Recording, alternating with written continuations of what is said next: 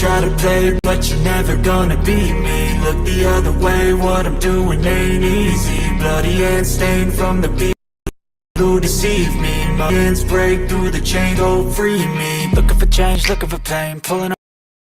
I was built to last with the whims I'm weaving. I could change the past with all I'm achieving. Got my foot on the gas, never stop competing. If you break like glass, then this life's gonna end. I wanna be the best in the game, invest in my name. Check no restraints, I'm obsessed with the pain. I ingest, I retain, assess and I change. Possessed by the thought I'll be free one day from society's restraints. Money, clout and fame, mud, disease, a plague. We all love to hate, have to play the game, have to make a name. All our insecurities are on display. This is war with the enemy, think that it was meant to be. Living in a time where disease is on every screen. I won't let them fester me, I know most are festering. Negativity is a plague for the mentally weak.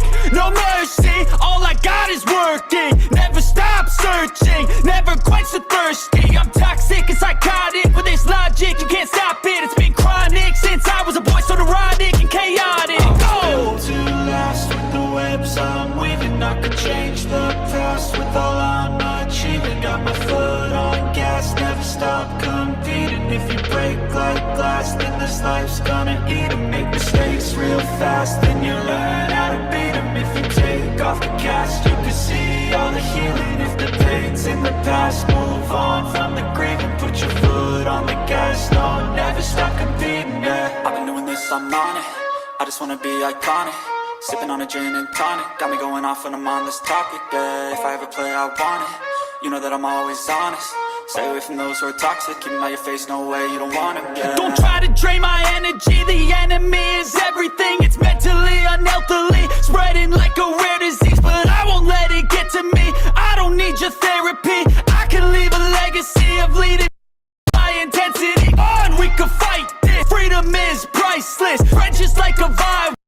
Living the crisis. Do you feel courageous? Do you seek greatness? Trust me, you can take it. Go on and take your aim. I was built to last with the webs I'm weaving. I could change the past with all I'm achieving. Got my foot on gas, never stop competing. If you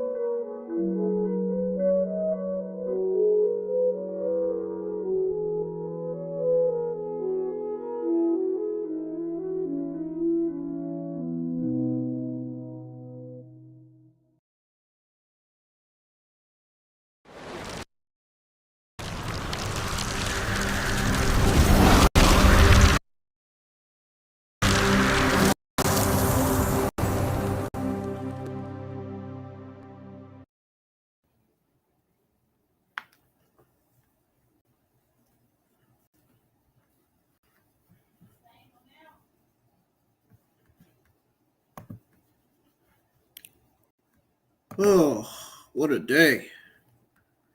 What a day it's been. Ladies and gentlemen, welcome back to the channel. IWN. This is your SmackDown, March the 31st, 2023. Watch long and review. Of course, we're starting off with the watch along, and then when SmackDown goes off the air, I'm going to be taking a 2-3 minute break. And then when I come back, your SmackDown review is going to start. We're going to review SmackDown tonight. I was going to save that for breaking news, but I've already told you, so it's already too late for that. It's already too late for that. Anyways, you guys are new to the channel, man. Hit that subscribe button, turn on the bell for all notifications. I got somebody. My webcam hasn't got here yet, but it'll be here soon. I got a designer. I'm going to tell you who this person is in a minute, as soon as I log back into this other account. Well, if you guys haven't checked out all the other content I have on the channel, go check it out. My Monday Night Raw review from last week is on there, as well as this week. That's on the channel. If you guys missed your WWE AW Tuesday afternoon news, go check that out. Go check out the Monday Night Raw review, where I went over all of your WWE AW Tuesday afternoon news. If you guys missed my Dynamite review, go check that out. I was able to do a Dynamite review this week, finally, after not being able to do one last week due to me being late for the show. Been a very busy week for me, man. It's going to be even more of a busy week for me. The weekend is here. I got my WrestleMania 39s, night 1, night 2 thumbnails and backgrounds to do. I just got started on my NXT Stand and Deliver thumbnail for the watch along. Just got started on that. Lots of stuff going on, man. Lots of stuff going on. I already have the schedule on my community page for next week, so I know what I'm doing next week. If you guys don't know what I got planned for next week, like I said, schedule is in the community page. Go check it out. Go check out what I got planned for next week. So, about this artist. So I got an artist. So since I was not able to have time to make my own YouTube channel art banner this year, well, I got some good news. I have an artist that's currently working on my YouTube channel art banner, and I want to give her a shout out real quick. I don't even know if it's a her or a he. I'm just going to give them a shout out. Shout outs to Lauren Artist on Instagram.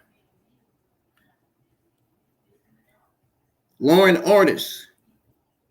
She is a person that does all types of graphic designing, and it could be done in cheap price, custom logos, overlays, emotes, sub badges, animation, 2D, 3D, V2 model with rigging animation.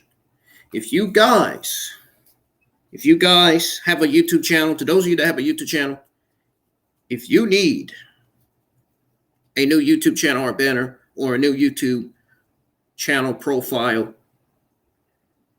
hit Lauren Artist up, and she will do all that she can for you. Hit Lauren Artist up. She will help you. She will help you do your YouTube banner, and she will get your YouTube channel art banners done, or YouTube channel profiles done. She knows how to do YouTube channel art banners. She's a YouTube channel art banner maker, as well as a YouTube profile maker. And I imagine she has to be a thumbnail maker too, like I am. I'm a thumbnail maker, obviously. A video editor and a video creator. And I'm a YouTube content creator, of course. And I'm an employee. I have a job. So,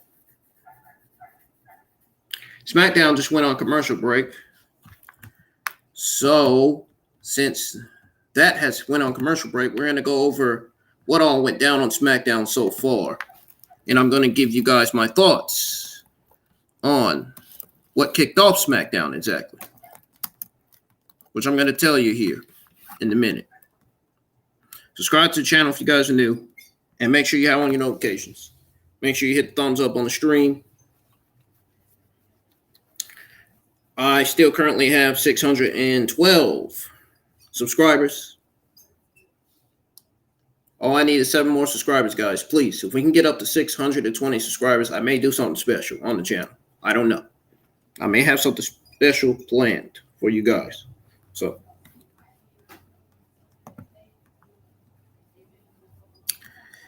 guys, the Instagram app is finally back up after it being down earlier today. Yes, folks, the Instagram app was down today because there were a lot of outages within the United States. There were a lot of people with Instagram apps saying that their Instagram apps were down. A lot of people's Instagram apps were down, including myself, but I'm able to get back on the Instagram app, luckily enough. Luckily, they got that outage fixed, finally. Finally, they got that fixed. I was hoping they would. I'm like, when are they gonna let us get back on our Instagram accounts on the Instagram app?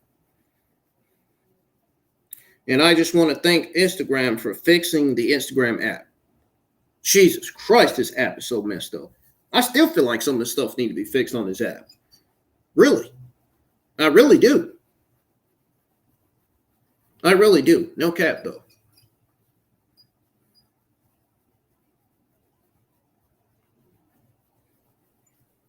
It's ridiculous. We had to wait 24 hours for them to fix the Instagram app, for them to fix the outage or whatever they had to do. It's ridiculous. It's crazy. It's crazy, man. Crazy, crazy, crazy. Crazy stuff, man. Crazy stuff.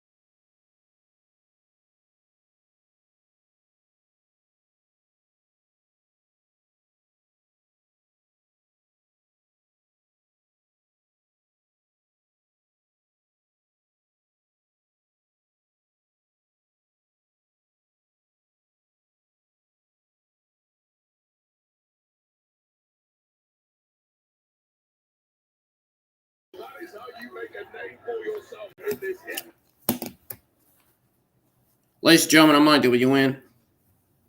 This is your SmackDown Watch Along for March 31st, 2023. This is your SmackDown. Again, this is your SmackDown Watch Along and Review for March the 31st, 2023. Happening right now is the Andre the Giant Memorial Battle Royal. If you guys are new to the channel, hit that subscribe button, turn on that bell for all notifications. Hit the thumbs up. Let's get some likes on the stream minimum, man. Let's get some likes minimum for the watch along and review. So once SmackDown goes off the air, I'm going to go on a 2-3 minute break, and then I'm going to come back and we're going to review SmackDown. We're going to go over what all went down on the SmackDown-Go-Home show. We're going to go over the SmackDown-Go-Home show fallout, so to speak. It's finally the weekend, guys. We are close to the day that WrestleMania 39 Night 1 is supposed to take place, which will be taking place in Los Angeles, which is where SmackDown is in right now. We're still on the road to 700 subscribers. We currently have 612 right now. And we need 7 more subscribers, and we will be at 620. So subscribe to the channel if you're new, and make sure you have patience. So that way you don't miss a single watch along or live stream or game stream that goes live each and every single week. You know I'm always here every week producing wrestling and gaming content and streaming it as well. I'm not just a YouTube content creator. I'm a thumbnail maker, a video editor, a video creator. I'm a KFC staff member as well. I'm sure you guys have jobs too. For sure I'm not the only one.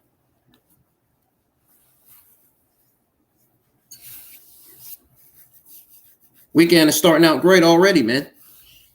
How's y'all's weekend? Dolph Ziggler is about to get eliminated. Yeah, well, I thought he was. Got all these men in the ring. You got Bobby Lashley in there too. You got Johnny Gargano, Otis.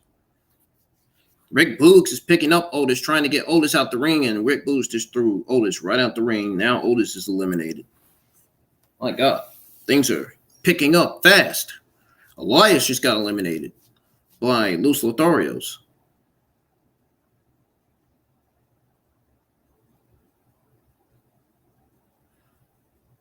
And now Rick Boogs just picked up.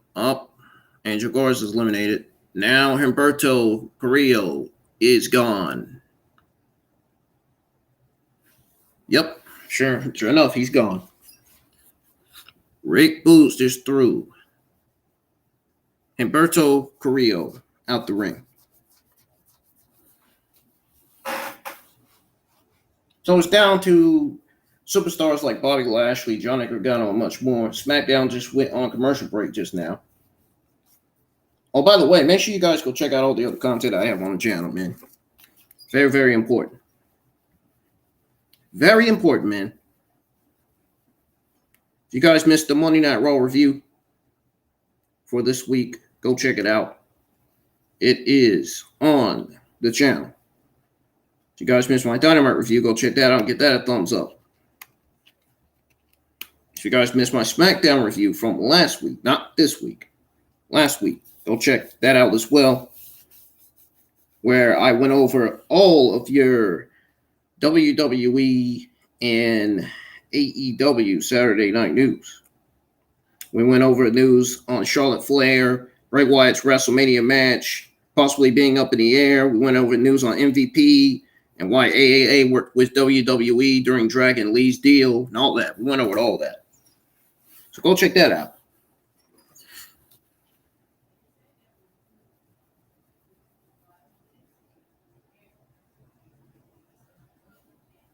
Go check that out, man. I would really appreciate it. We are almost at 620, man. All we need is 7 more, and we'll be there. So hit that subscribe button, man. Subscribe, and hit that thumbs up. Let's get some likes on the stream. And like I said, the weekend's already starting off great. WrestleMania 39 Night 1 will be tomorrow night. NXT Stand Deliver will be tomorrow afternoon. I will be live with my NXT Stand Deliver 2023 watch along. I've already done started on the thumbnail. I ain't gonna lie. I didn't feel like making my channel art banner this week, so I decided to contact an artist on Instagram. So instead of making my own channel art banner, I decided to contact an artist on Instagram. And this artist, let me tell you guys something. This artist on Instagram, she is currently working on my YouTube channel art banner. And I got to give a shout outs to Lauren Artist. Shout outs to her. I really appreciate her for understanding what kind of YouTube channel art banner that I want and what kind of logo, what kind of YouTube channel logo profile that I want. So shout outs to her. So let me tell you what she does. She does all types of graphic designing, and stuff like that can be done in cheap price. Custom logos, overlays, emotes, sub badges, animation, 2D, 3D, Voltube model with rigging animation. So that's basically what she does. She can do YouTube channel art banners. Not only that, she can do YouTube channel profiles. She can do Facebook cover. She can do all that. Mainly banners. Banners and graphic designing and emotes and badges and stuff.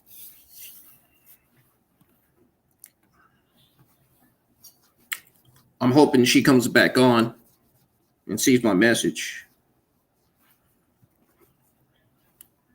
I'm about to message her back after the review. You guys are in for a surprise as far as what my new YouTube channel art banner is going to look like. You guys are in for a surprise. Down. And as far as what my YouTube channel profile picture looks like.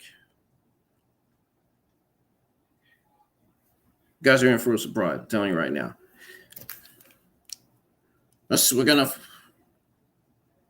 find out what's going on with this Andre the Giant Memorial Battle Royal, because Bobby Lashley just picked up Karrion Kross. Wow.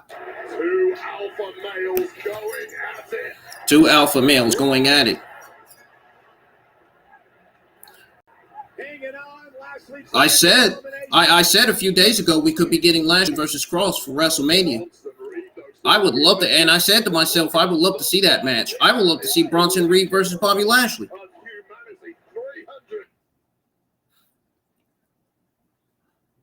What the world happened with the cameras on SmackDown? Whoa, something happened with the cameras, man.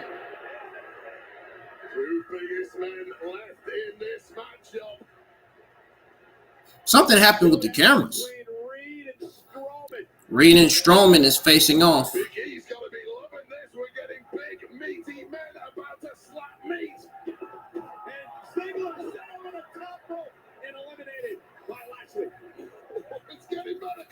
Uh-oh, we got Lashley, Bronson Reed, and Braun Strowman facing off. Every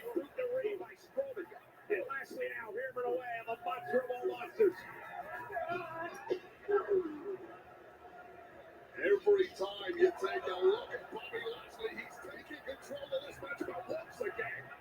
Overpowering the monster. Who does that? Blocked by Lashley. Couldn't quite get the hands closed. Darn, Reed just splashed Strowman. And Reed just splashed Strowman and Lashley to the corner. Roman Brooks smartly working together. Rich catching a strong one. Butch with a kick to Gargano. Gargano, of course, will be in this building tomorrow morning. Oh, DDT to Pete Dunne. Uh-oh. Behind you, Johnny Gargano. Look at LA Knight. Slammed Johnny Gargano down to the mat.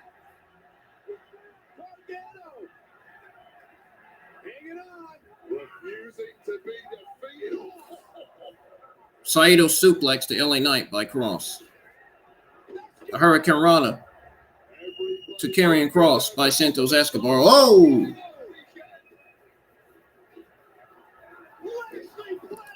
Man, bodies everywhere, man. Oh my God. Oh, Gargano eliminated by the Almighty.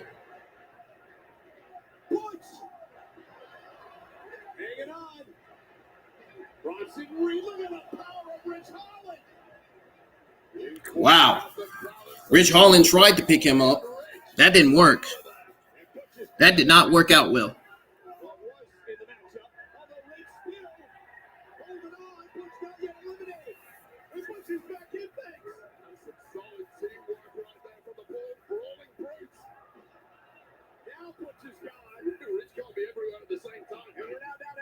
Now it's down to LA Knight, Bronson Reed, Lashley, and Braun Strowman.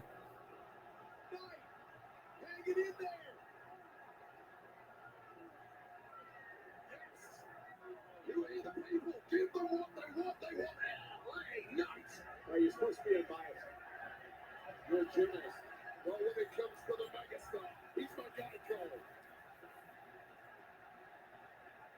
LA Knight trying to eliminate Reed. Now Reed trying to turn the tables on Knight. All superstars running on fumes at this point. So there's only 4 men left in the ring, and LA Knight just got thrown out.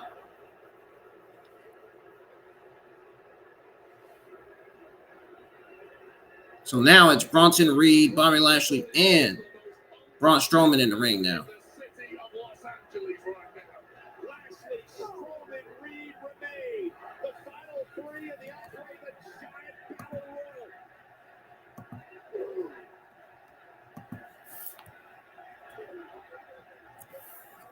Uh-oh. What's Bobby Lashley get ready to do now? Right hand to Braun Strowman. And Braun Strowman just picked up Lashley. Power slam to Bobby Lashley.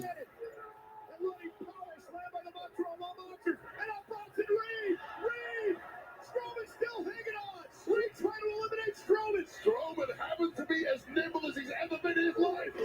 Strowman's done. We're down to Bronson Reed and Bobby Lashley. They just don't make him like Bronson Reed. The powerhouse, the size, the speed. I'm guessing Bronson Reed is going to be the one to win this thing. I would be shocked if I be wrong. I would be shocked if I end up being wrong.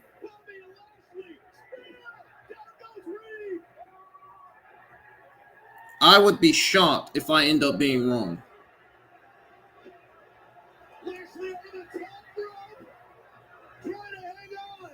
Uh-oh. Bronson Reed ain't even looking. Reed eliminated. I was wrong, see? I knew I was wrong. I was right. I was wrong and I was right. Well, I was wrong because I thought Bronson Reed was going to win it. Bobby Lashley ends up winning it.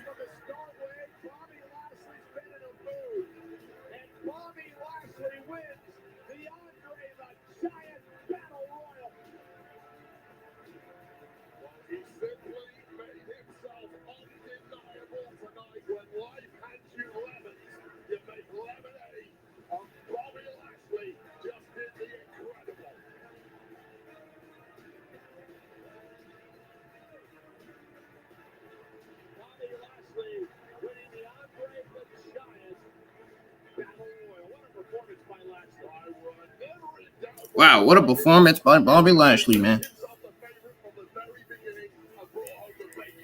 You got that right. We are 48 hours away from the main event of WrestleMania Sunday. Roman Reigns defending the Undisputed Championship against this man, Cody Rhodes. Everyone thinks the decision to return to WWE was difficult. It was not. Look into my eyes, there's no doubt.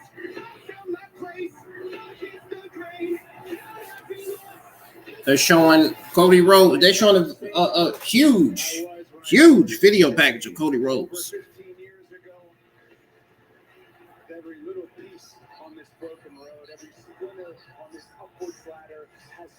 unequivocally 100% worth it.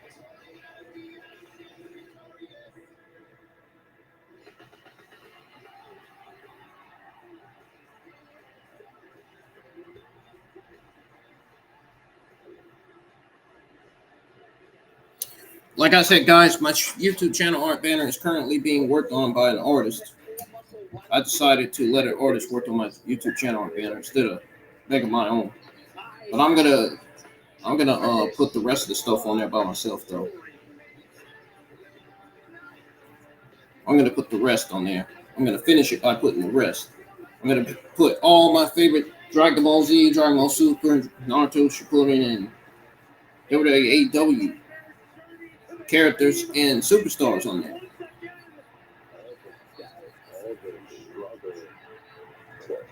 It's gonna be great. The YouTube channel, the new YouTube channel art banner is going to look great. And I can promise you that.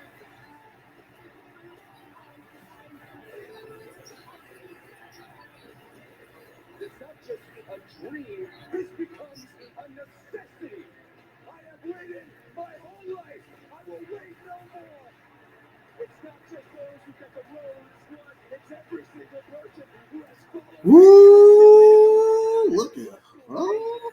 I've become the first Rhodes to ever say he is champion.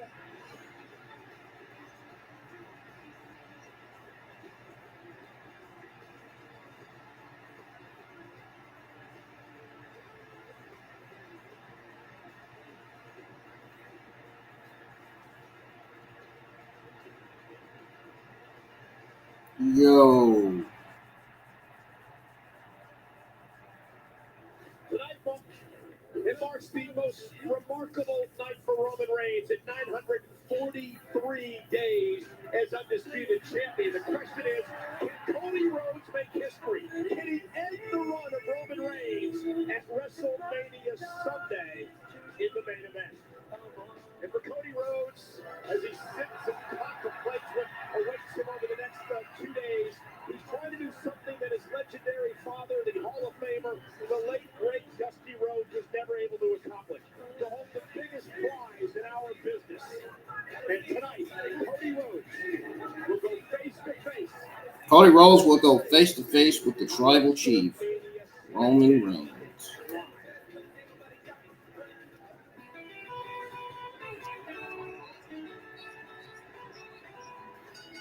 The following contest scheduled for one fall is a fatal four-way match.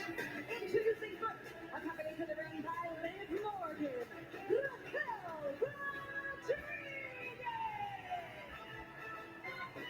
And the edge of the WrestleMania Sunday fatal four-way tag match.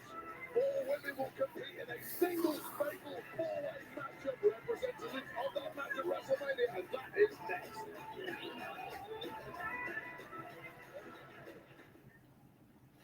Tomorrow, in a town synonymous with glamour, You know me, you love me, now watch me.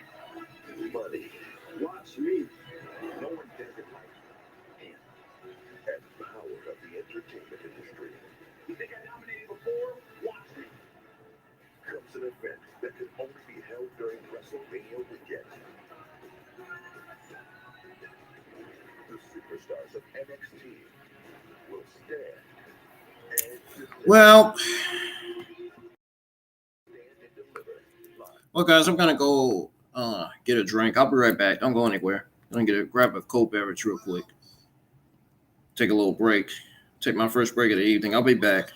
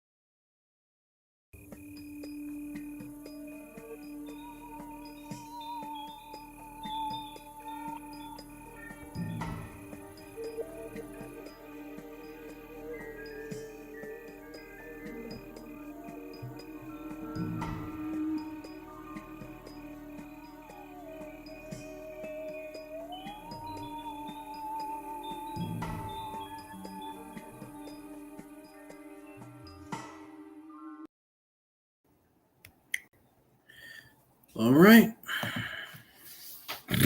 We are back, guys. Now with the continuation of the SmackDown Watch Along for Friday SmackDown, episode 13 of 2023.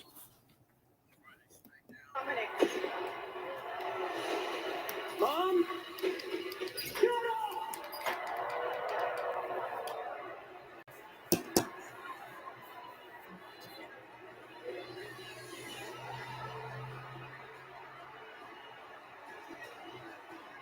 You push me! You don't disrespect your mother like that! You wanted to fight at WrestleMania? You're on!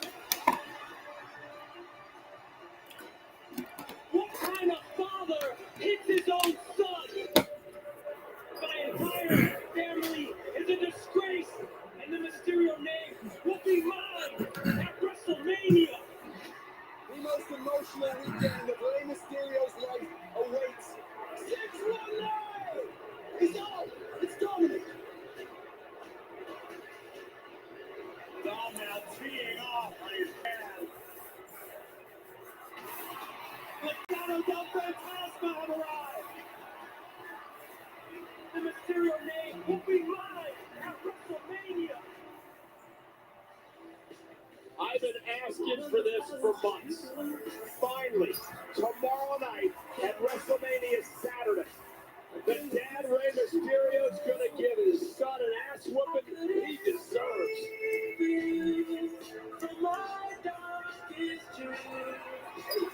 I almost had him. Pero qué lentito, era nomás que dice que no pesa el año, no hace daño. Yeah, you're right. Yeah. You want to see us? Yes, quería agradecerles. I want to thank you guys for having my back last week on Raw with the Judgment Day. Of course, carnal.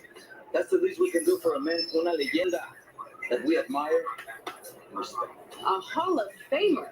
Salón de la Fama. And as a father, it breaks my heart to see what you've been going through with your son. I just hope, espero de corazón, that you teach him a lesson at the grandest stage of them all. Yeah, una lección, a lesson he will never forget. And if Judgment Day tries to play the numbers game again, we got you back. Serio, sí, gracias. But if we do that, we do it in style, con estilo. I can bring my plushy clothes. ¿Tienes, señorita? ¿Tienes?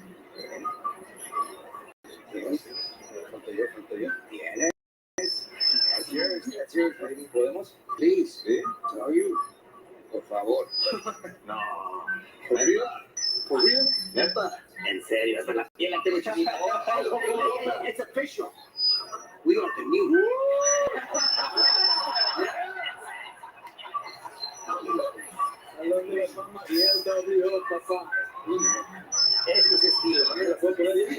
Latino World Order? Wow, that is creative. Wow, that is not a Triple H thing. That doesn't tell anybody that's a Triple H thing. I don't know what else to tell you. But here tonight on WrestleMania SmackDown, It's fight night. We got Sheamus out.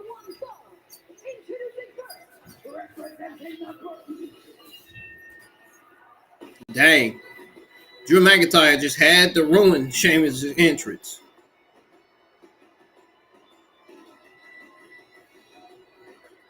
Introducing first, the team of Sheamus and Drew McIntyre. every time we have one of these I don't know why they got Sheamus teaming up with Drew McIntyre. I don't think this made any sense whatsoever. opponents in WrestleMania, you know what, Wade? They're not gonna get along. Of course they don't. They can't be in the same vicinity. I don't think this made sense. Without coming to blows. How the hell is this supposed to work? That's what I'm saying. Really? Maybe just for a moment, they can take out all their frustrations on letting Kaiser and Giovanni Vinci of the Imperium. McIntyre and Sheamus beat Gunther in a triple threat at WrestleMania, but they've got tag action before we get there. SmackDown's about to go on commercial again.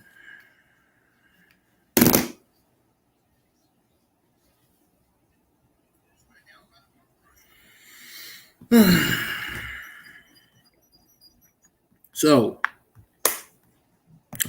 we're going to go over all the other stuff that went down on the show before this match.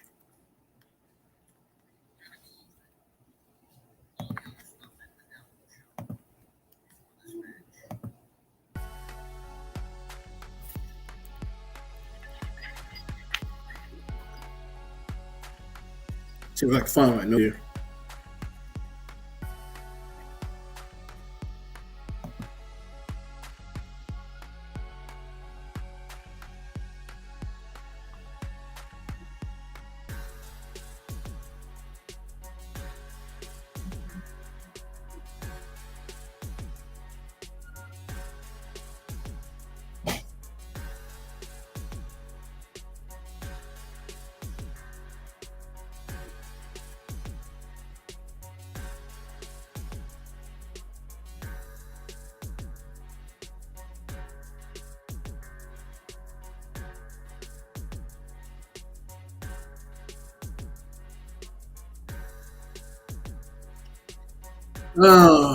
First of all, hold on, guys. Let me go get my webcam on. Let me go get my webcam. My old, not my new.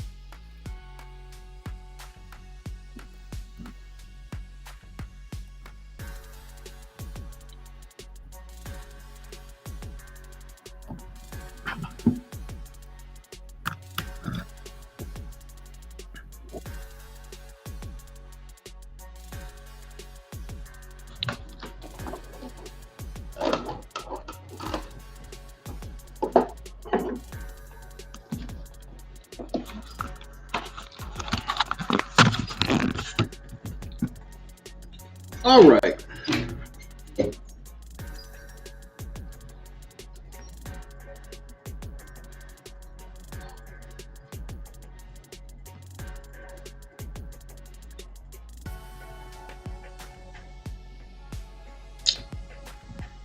Dang it, man.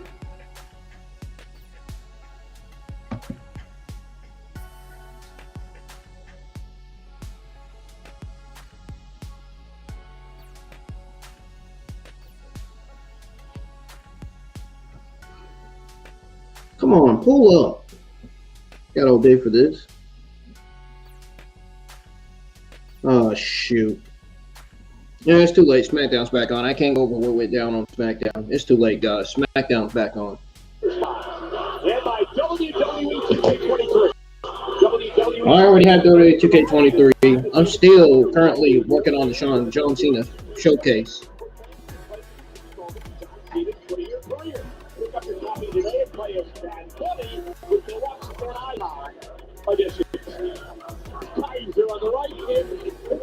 On the left.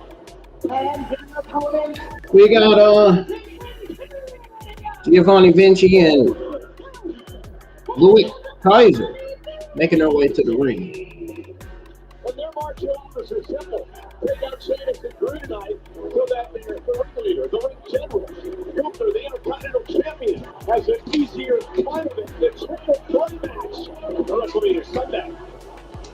Yeah, just so Gunther can have the advantage and retain, which is not going to happen.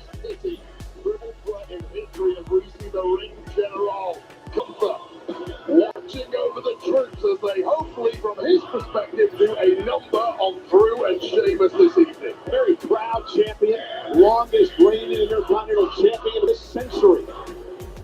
Going the title back in June of last year. And now Drew McIntyre, who I believe told Sheamus he could start the match, decided he wanted to start it on his own, then goes right to work on Vince. Yeah, things are not going to go smoothly between Drew and Sheamus tonight, but they better keep their wits about them against a very gay Imperium. All right. Someone's goal everywhere they've gone. You know, the world has talked about the match between Gunther and Sheamus back in September at Clash at the Castle of Cardiff, and how physical it was. And many have called it the match of the year in 2022. Now you're going to add McIntyre to that match. This may be one of the hardest hitting matches we'll ever experience in WWE. Oh, yeah.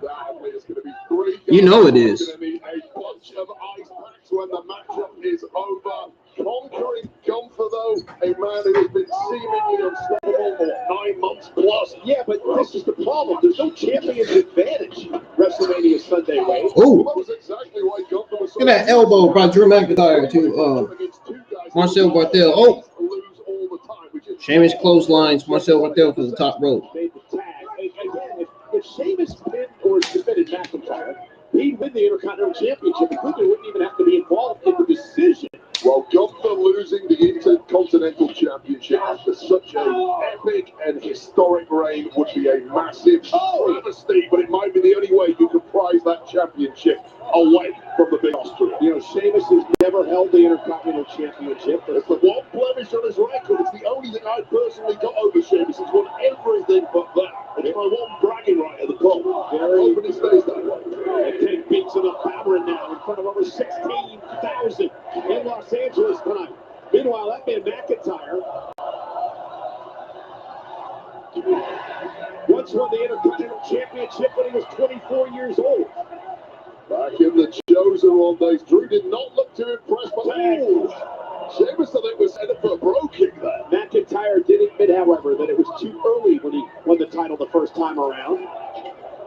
And now these very experienced veterans, McIntyre and Sheamus, as we expected, things beginning to implode, and Imperium trying to take advantage. Imperium trying to take advantage of Sheamus and Drew McIntyre. The problem for Drew and Sheamus, you have to focus on the task in hand. Oh! Get yourself to WrestleMania first. He's gone kiss Kaiser over the top rope. Tag team action continues as Gunther looks on.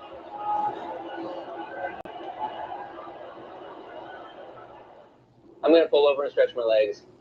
I think he was supposed to kick. Now we can go over what went down on the show. Now we can go down everything. Now we can go over everything that went down on the show before this tag team match. So the Usos kicked off SmackDown. The undisputed WWE Tag Team Champions. The Usos hit the ring to kick off the show, looking to say a few final words ahead of their defense at WrestleMania. Their top contenders or rivals, Kevin Owens, Sami Zayn, interrupted early. Owens and Zayn vowed to dethrone their foes and hopefully bring them back to the same lovable Usos they had always been long before the bloodline changed them. Now, a conflicted Jay responded, saying the predictions of the bloodline's demise at WrestleMania are premature, and that this is bloodline mania. He said they would remain champions. Owens would betray Zayn, and nothing would change. An intense stare down ended the segment. So that is what happened, and that is what kicked off SmackDown. And then we got the Fatal 4-Way match. Montez Ford versus Ricochet versus Chad Gable versus Eric in the Fatal 4-Way match ahead of the men's WrestleMania Showcase match that will pit the Street Profits against Braun Strowman and Ricochet, the Viking Raiders, and Alpha Academy. One half of all four teams battled in a Fatal 4-Way match. Participants included Montez Ford, Eric, Chad Gable, and Ricochet.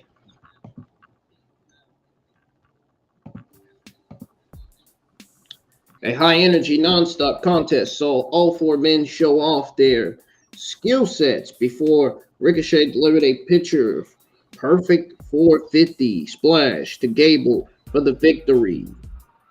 So that is what happened there with the Fatal 4-Way.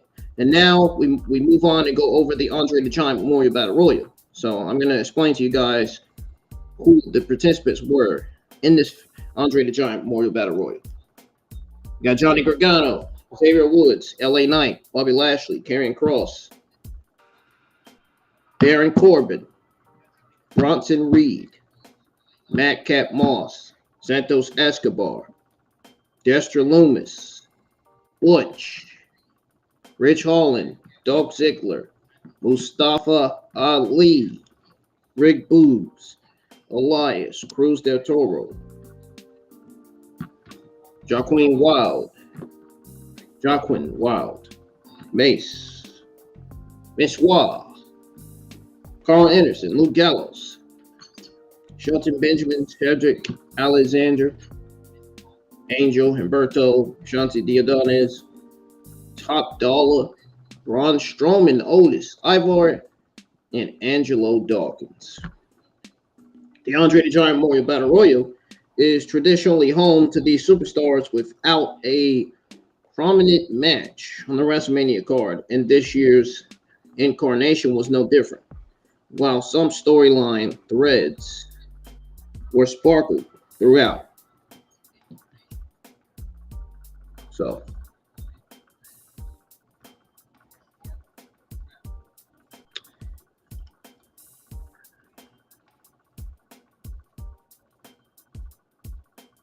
that was that. And then we got the Fatal 4-Way women's match. So, like the men, early in the night, the women's WrestleMania showcase match was highlighted in the form of a Fatal 4-Way match pitting Raquel Rodriguez, Shayna Baszler, Natalya, and Sonya Deville against each other while their tag team partners watched from ringside. Tension between Drew McIntyre and Sheamus continues right now, while Imperium takes advantage yet again. Vinci clotheslining Sheamus. Sheamus kicks out when Giovanni Vinci pinned him. So unlike the men, the women gets a fraction of the time, having to rush through spot each competitor a bit of shine. Raquel Rodriguez won the match, delivering a big boot and Tahana bomb to Deville. Now, in the Andre the Giant Memorial Battle Royal, Lashley was fairly obviously the favorite to win from the moment he was included in the match graphic. That never really changed. And he was highlighted during his entrance and throughout, all the way until he clotheslined Reed over the top and claimed the massive Andre trophy.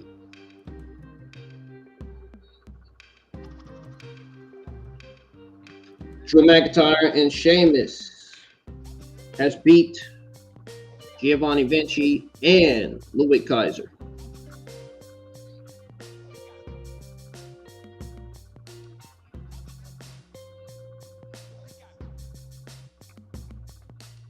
So that is what all went down on SmackDown. This tag match even happened. I'll mute the TV now because SmackDown is still on. See what Michael Colway Barrett's saying. And who's going to kick off the weekend? None other than the greatest of all time, the 16-time world champion, John Cena. As John Cena takes on Austin Theory for the United States title. John Cena's first WrestleMania. He won the United States Championship. He tries to do it again tomorrow in the opening match of WrestleMania Saturday. Many are calling Charlotte Flair the greatest of all time, but Rhea Ripley is the best bloody woman on planet Earth. These two collide for the SmackDown Women's Championship. Will we see the beginning of the end of the bloodline as the Usos put their record-setting tag team championship reign on the line against Kevin Owens and Sami Zayn? Box office entertainer Logan Paul has conquered every environment he's entered, but this is the They are announcing the matches that were already on the card for WrestleMania 39's Night 1 and Night 2. potential Hall of Famer, but he's also a father who's going to take out much of frustration on his son. Father-son, Mysterio versus Dominic. But now, WrestleMania. Dominic's looking like Miz. Huh. I'm just kidding.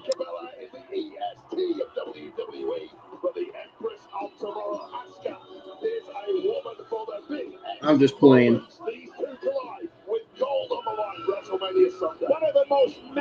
Hopefully, we will get the return of the NXT Oscar. The Nigerian giant Omos. Can Brock solve Omos on Sunday? And when the devil comes to fight the demon, it can only take place in the most sadistic structure in WWE. Edge versus Baszler. How in a cell? In our main event of WrestleMania Sunday, Roman Reigns, an historic reign as undisputed champion, will continue for the American nightmare, realize the American dream. Roman Reigns, Cody Rhodes, for all the marbles, Sunday at WrestleMania. Coming up next is the All Roads Lead to Roman Reigns segment.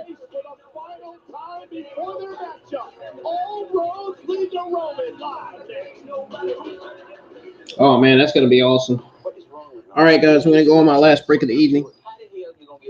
I will be right back. Don't go anywhere. What if we create the shoe around the athlete? Magic Johnson doesn't have such shoe. Exactly. Can you get more red in? 51% of the shoe has to be white. They'll find it. Which is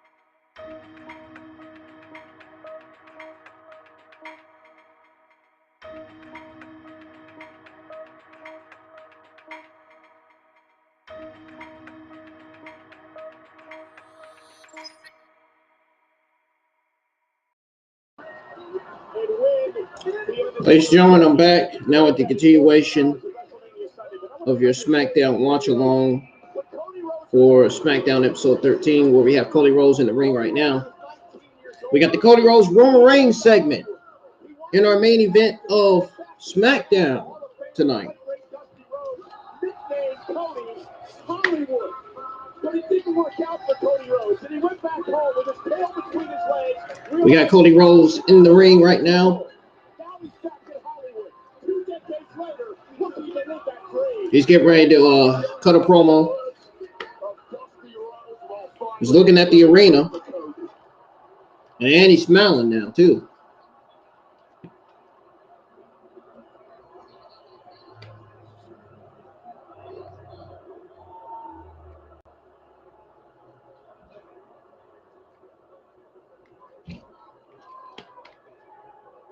So, Los Angeles, Inglewood, Hollywood. What do you want to talk about? We could talk about how we are at the end of the road. This is it. We sit at the precipice of the biggest event in sports entertainment history. WrestleMania is here.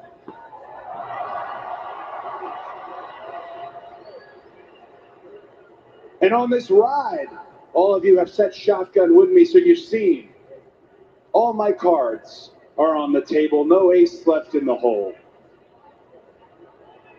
I get here this week, the media starts, the appearances start, the teleconferences start. You start to think about scheduling your workout, making sure your nutrition's all dialed in, leaving no stone unturned, so that when I show up on Sunday, I execute. I do what I've been telling you I can do, and I become the undisputed WWE Universal Champion.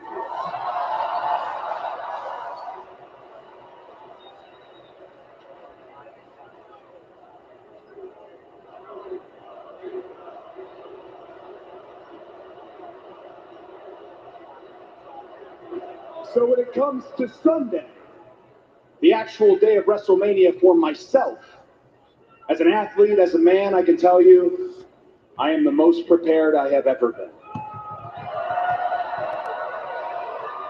But in the spirit of full transparency, here in this moment, speaking to you, holding this microphone, I feel wildly unprepared. Like when I say, what do you want to talk about? We could talk about literally anything. We could. Because you guys want a showdown, you want a duel. We've talked enough. The fighting needs to start, you know what I'm saying? I could do a little ditty for you. I could do the Tupac, part of California Love. Yeah, right? Out on bail, first out of jail, California dreaming. As soon as I step on the scene, I'm hearing Hoochie screaming, feeding for money and alcohol.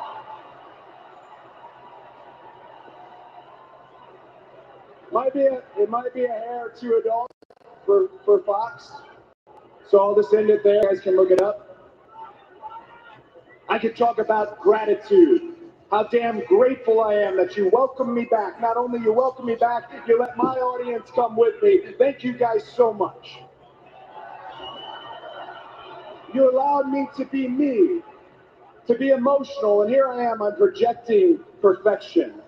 I'm trying to be poised, trying to be composed, but usually that's an indication that something is broken inside. And I'm not alone when I say something is broken inside.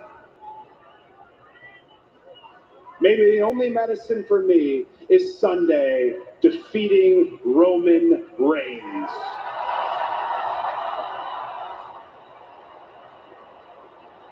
And speaking of our champion, the last time we stood face to face,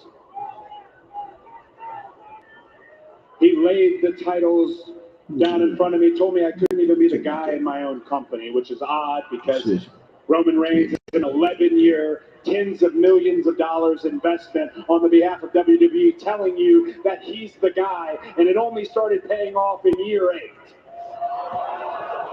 Oh, it's all good. I thought we were shooting here, cowboy.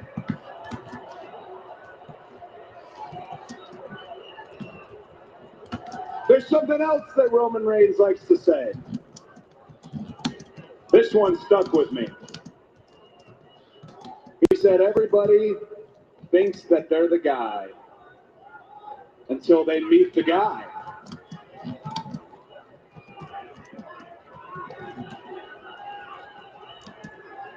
So allow me to introduce myself, Roman Reigns. I'm not just Dusty's son, I'm not dashing, I'm not dust, but I am your successor. I am the next at the table. I am the American Nightmare, Cody Rhodes, and I am the next undisputed Universal Champion. This Sunday at WrestleMania, I finish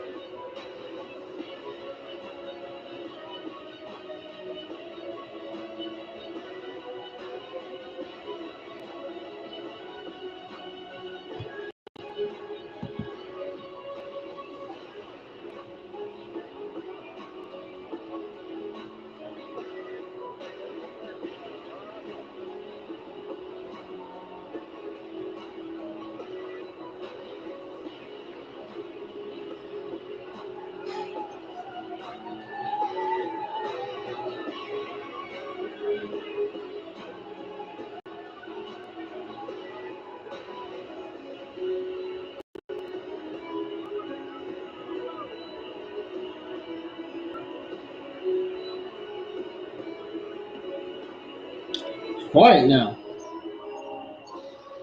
Roman Reigns taking his time, making his way to the ring as usual, like he always does. Typical heelish thing. Nothing surprising.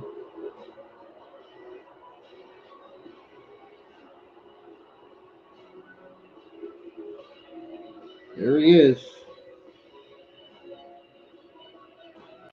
He's in the ring now.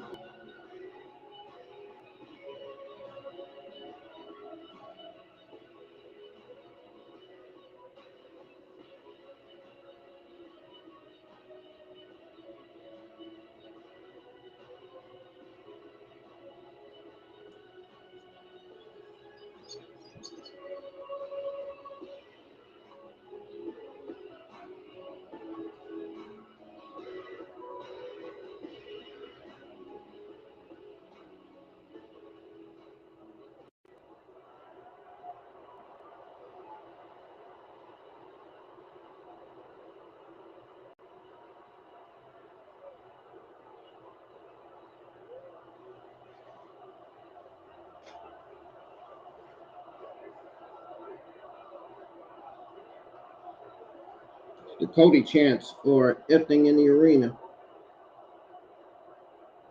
The Cody chants are erupting in the arena, man.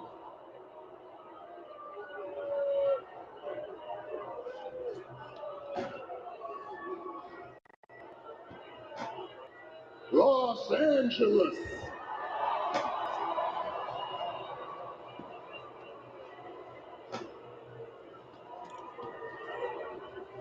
You know what, wise man? I don't care about any of them.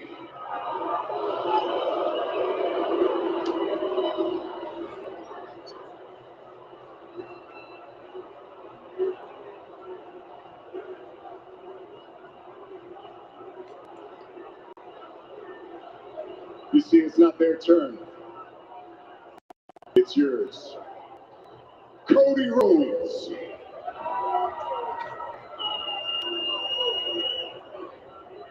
Acknowledge me.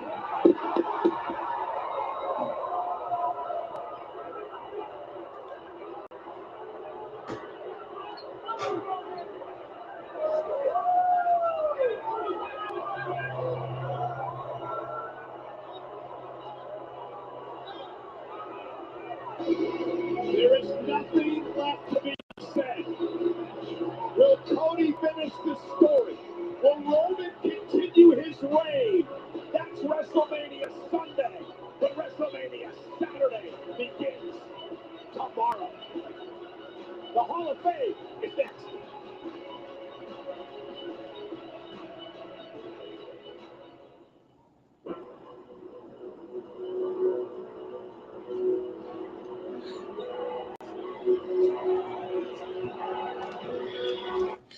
And that's going to do it. But we're not done yet, folks. Because, let me tell you why. Coming up next, here on the IWN YouTube channel, is your Friday Night SmackDown Go Home Show review, where I'm going to go over the SmackDown Go Home Show fallout coming out of tonight's SmackDown. Which is episode 13. I'm going to be posting on the voting poll, asking you guys what you're on, how SmackDown episode 13 did in your honest opinion. Gonna take another 2-3 minute break. When I come back, your SmackDown review is gonna start. I'll be right back, guys. Don't go anywhere. Coming up next is your SmackDown Go Home Show review here on the IWN YouTube channel. I'll be right back.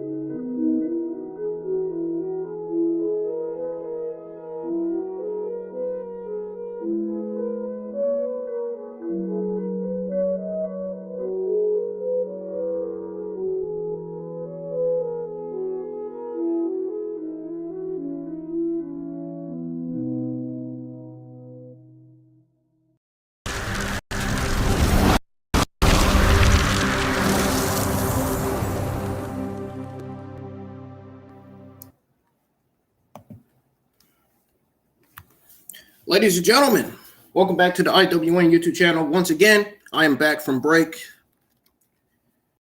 And this is now your Friday Night SmackDown Go Home Show review for March the 1st, 2023. We're going to go over the SmackDown Go Home Show Fallout coming out of SmackDown episode 13. I have your SmackDown news as well as your NXT Stand Delivery at the WrestleMania 39 news heading into both pay-per-views tomorrow. I got news, I got some bad news, and I got some good WWE news. We got a whole bunch of major WWE Saturday morning news to go over. So you guys, to those of you that like to listen to news, those of you that like to listen to news, you might want to join the live chats after I come back from break from reviewing SmackDown, because I'm going to be going on my last break after I review SmackDown. And then when I come back from my last break, that's when I'm going to go over your WWE Saturday morning news. It'll be time for your WWE Saturday morning news. So if you guys are new to the channel, hit that subscribe button, turn on that bell for all notifications. Hit the thumbs up. Let's get a lot of likes on the stream minimum. Let's get some more likes in for the review.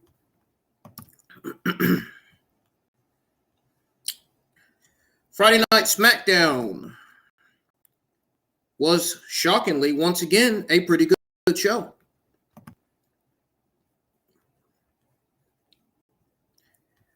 Yep.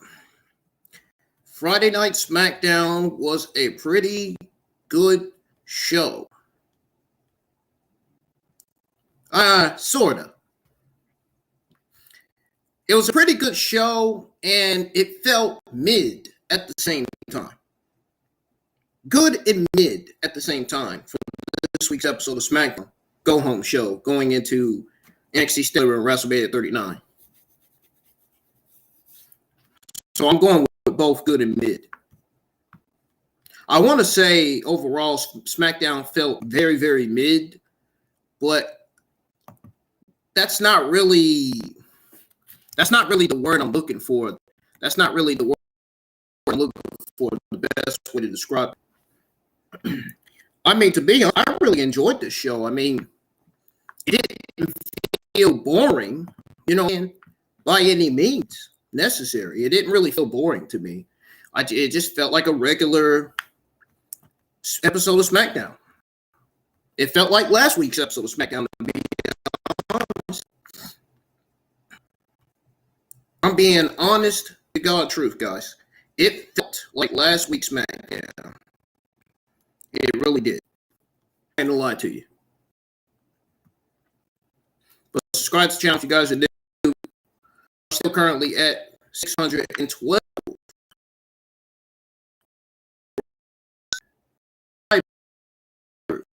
Need 620. So subscribe, hit the thumbs up, and go check out all the other content I have on the channel. You guys missed my right now this week. Those reviews are on the channel right now. Matter of fact, they're still on there. So go check those out. And as well as all the other content. If you guys want to go watch my WWE 2K23 John Cena Showcase stream, go check it out.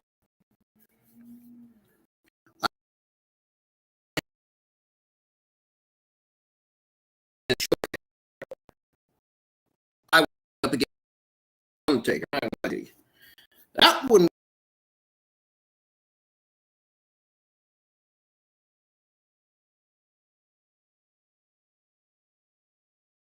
I was like, whoa there, because John Cena's giving me a hell of a beating on that game, man. It really was. It really was. I ain't gonna lie to you. No shit. Giving me a run for his money on that I was streaming. The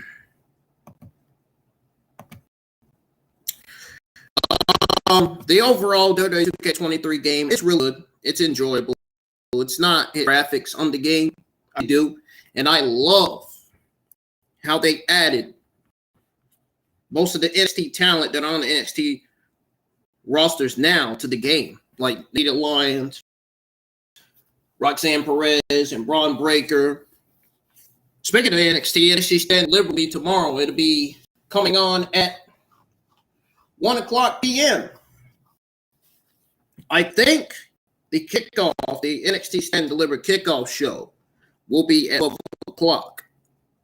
That's what I was told. Now, that's what I was told. I'm not. I want to believe that or not.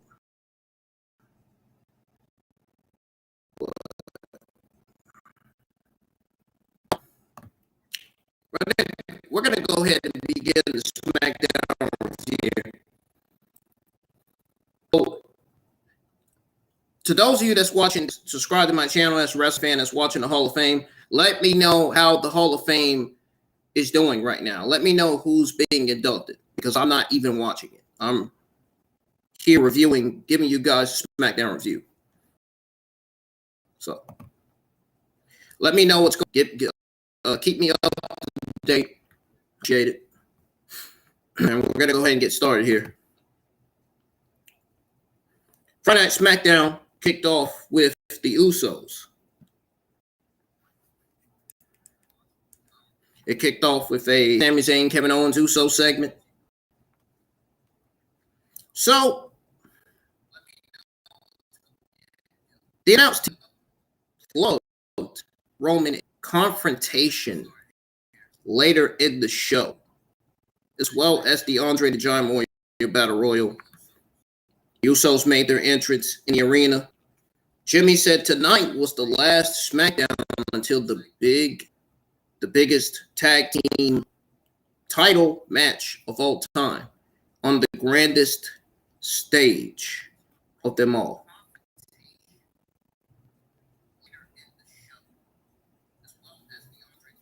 Brought out Sami Zayn and Kevin Owens.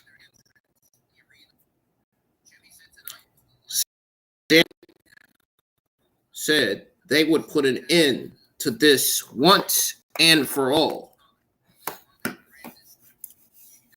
Well, tonight they would make sure there was nothing left unsaid between them. Owens said there was something.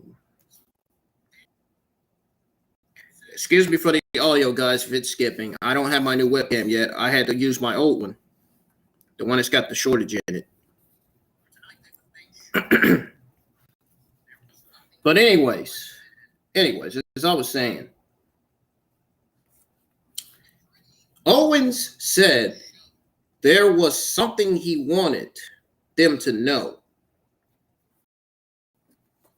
He said he was conflicted about what they had to do because their relationship went beyond the last 6 or 7 months. Owens recalled Jimmy and Jay welcoming him to the locker room when he first started in WWE playing with his son backstage. He thought of them as men he could look up to. And he did.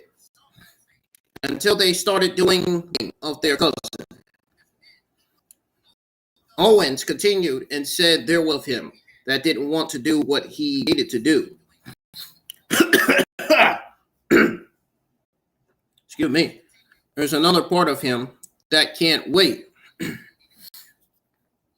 He said it wasn't paranoia. They were taking their titles to WrestleMania. Jimmy said they showed him love when they first showed up. They showed him love when they first showed up. And there's none of that left. There's none of that left anymore. So then he spoke about how the only love he had left was for his family. Jay stepped up, said neither of them had been loyal from the start. But they choose Roman Reigns, the tribal chief, the head of the table, the WWE Undisputed Universal Champion, for loyalty and self-respect. He said they can go back to being the guys that Kevin talked about. They just wouldn't have the World Tag Team Championships anymore. Jay replied that it was going down the way it always does. They would lose the big match, and Kevin would stab Sammy in the back like he always does. Jay said by this time tomorrow night, they would be in the ring with the greatest of all time. And they would continue doing what they have done for the last 600 days. He said they would retain their titles and called it Bloodline Mania. The Usos dropped the mics, celebrated as they headed to the back. The Street Profits music hit. They walked by the Usos as they made their entrance and had a bit of a stare down. The Profits bumped fists with Sammy and Kevin. The match was announced as a fatal four-way match. Montez Ford will face Ricochet, Eric, and Chad Gable.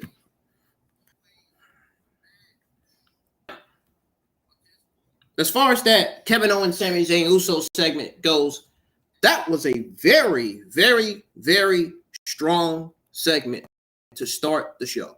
It really was. It really, really was, man.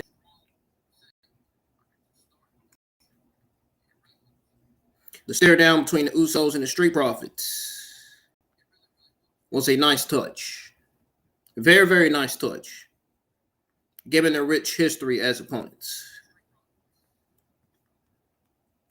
But nonetheless, the segment was a good start to the show. It laid out the stakes for everyone involved and allowed everyone to show serious determination heading into the big show tomorrow.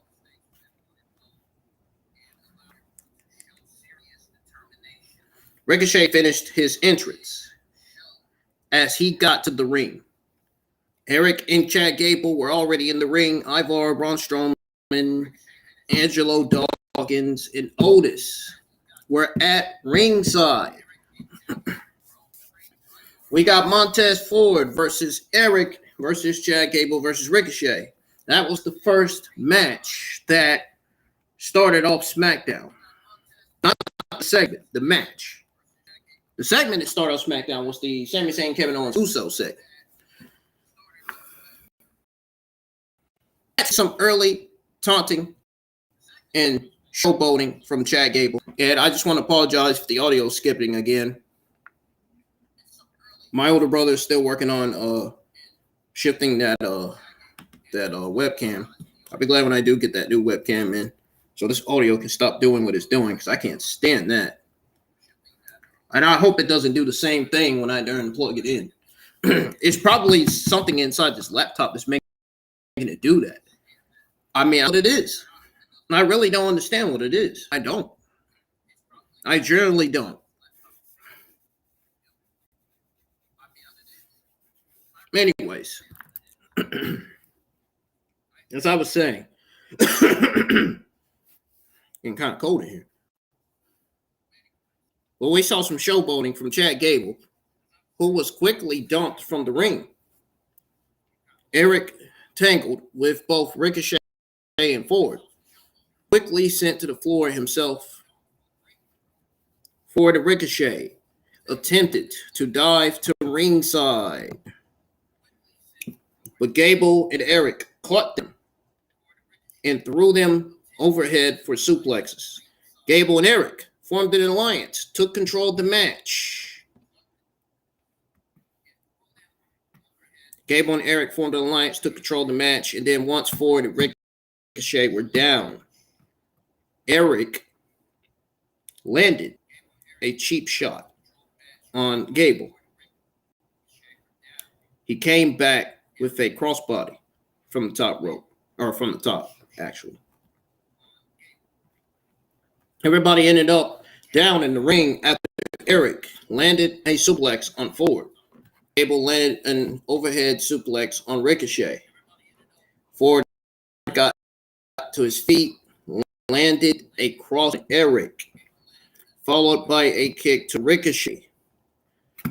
Then Gable took out Ford with a forearm and then landed a Chaos Theory suplex on Ricochet. Eric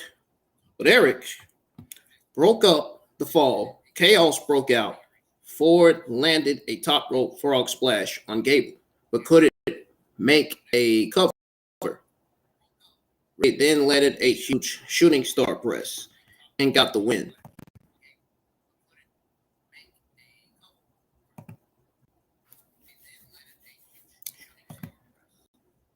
Roman sat down the Usos backstage. He sat down with the Usos backstage. Confrontation was advertised for later, and then Bobby Lashley was shown warming up for the Andre the Giant Memorial Battle Royal, which is up next. This was a very entertaining, fairly basic TV match.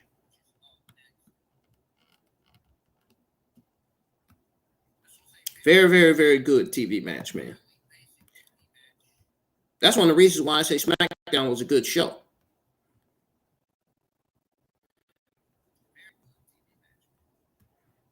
You know, spot heavy. While it was a good TV match, it was nice to see guys that would not otherwise get the ring time to showcase their abilities. It was just intended to be a quick preview of Saturday's mostly meaningless fatal four-way tag match. That's exactly what that was. Ford continues to look like a guy destined to shine as a singles competitor. And Gable is. This was exactly what it was intended to be, and a little more.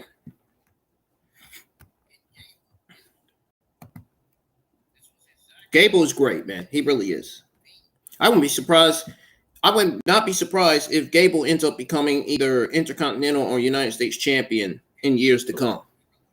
Gable is great, man. I don't know why you would not put one of those titles on Gable. I don't understand that.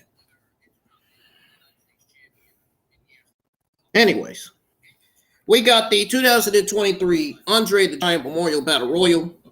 Baron Corbin was eliminated almost immediately.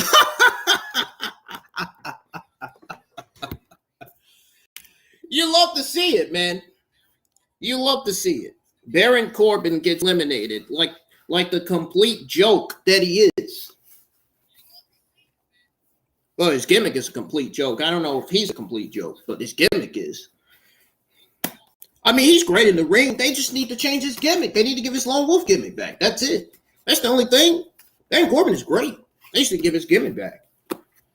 They can give his Lone Wolf gimmick back. He would be good to go. Things would go hey and everything.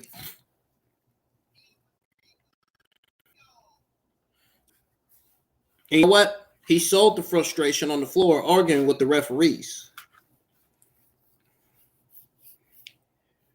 Typical. We all know Baron Corbin's good at that, so it doesn't surprise. That shouldn't surprise anyone, especially not me anyway.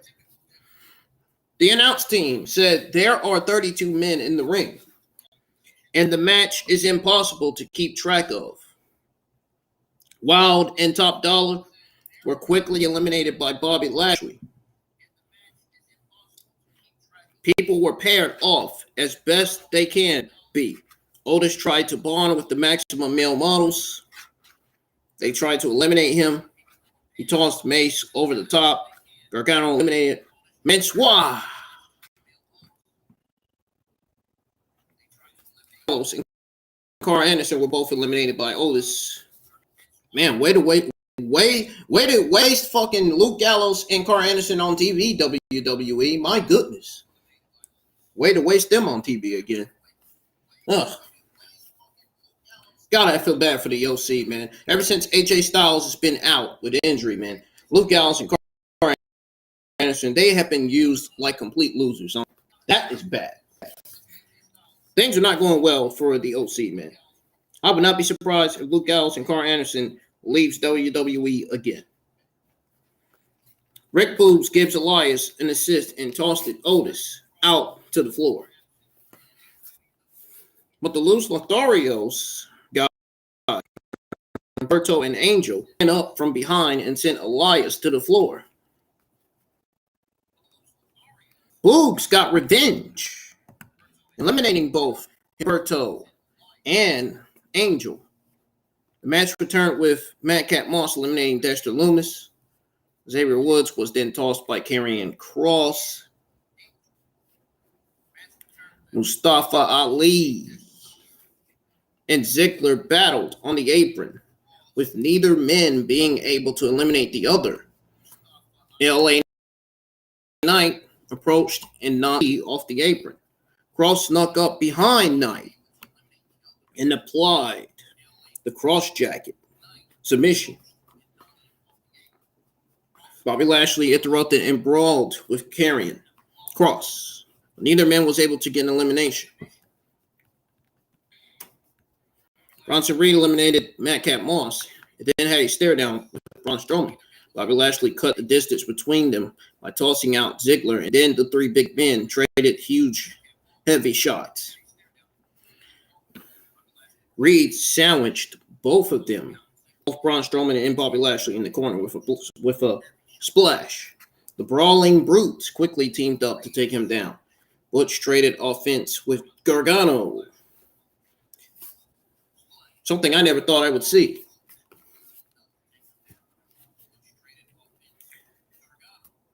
We got some rapid fire offense with everybody left in the ring heading signature offense. Lashley tossed Gargano, and then Bronson Reed eliminated both Ridge and Butch. LA Knight and Reed traded shots. But Reed couldn't get him all the way out to the floor. Knight briefly got some offense, but Reed turned things around, eliminated him with a fireman's carry. That got a lot of boos from the crowd. Oh boy. Man, a lot of boos it did. Because the fans didn't like it, that's for sure. The fans were absolutely behind LA Knight in a big way. They really were. Reed, Strowman, and Lashley were the final three. Which makes me question, does WWE have plans to turn LA Knight babyface after WrestleMania? Could we be seeing a babyface run from LA Knight after WrestleMania? Could we? I don't know. Based on the crowd reaction, that's where WWE looks like they're heading for LA Knight. That's where it looks like it's heading for LA Knight.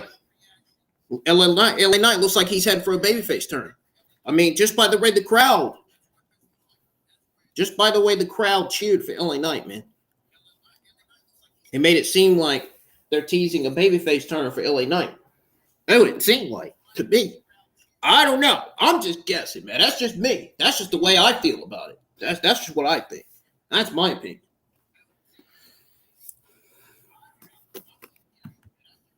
Strowman landed a running power slam on Lashley. He was surprised by Reed, who dumped him to the apron and then knocked him down with a body lock. Ashley avoided a tsunami and then landed a spear on Reed. They both jockeyed for an elimination. Lashley emerged as the victor. After the match, a Cody Rhodes video package aired. It told the story of his return to WWE, unexpected injury, and return to make his run at Roman Reigns and WrestleMania. After the video package, Cody Rhodes was shown backstage. He was shown backstage contemplating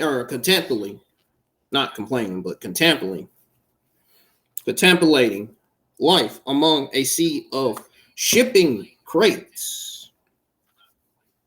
The face-to-face between Cody and Roman Reigns was advertised for later in the arena. Raquel made her ring entrance. She made her ring entrance accompanied by Liv Morgan. She would face Natalya, Shayna Baszler, and Sonya Deville.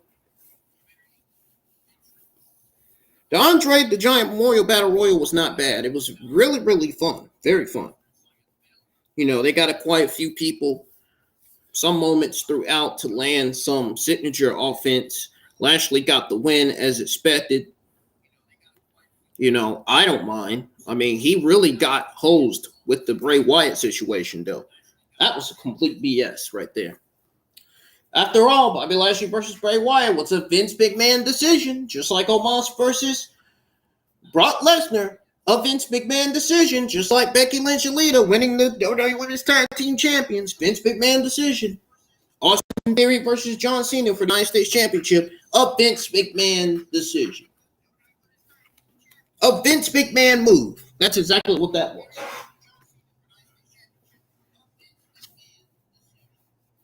And speaking of Vince McMahon, I got some bad news.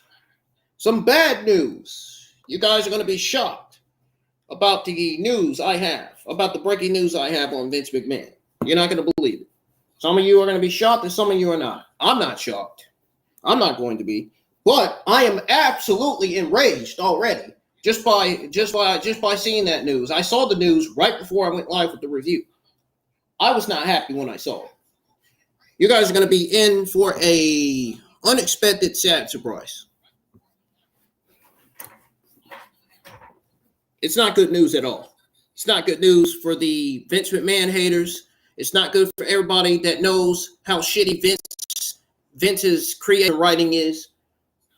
He's a demented old fuck. Doesn't care about nobody but himself. Doesn't care about women's wrestling. Doesn't care about nobody but himself. Selling the company just so he can regain control of creative. Just so he can get back in power. That's the only reason why he's selling the company. Let's be honest. That's the only reason why he's trying.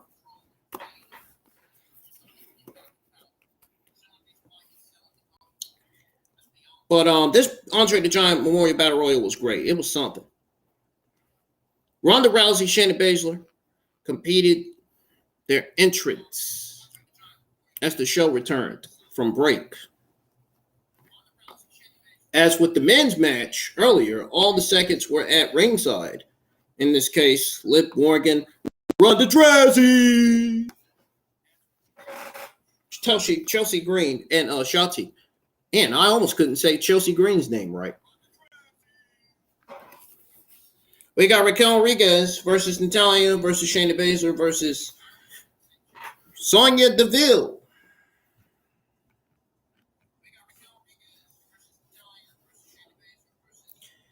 Can't call her the Devil because MJF has a gimmick by the name the Devil.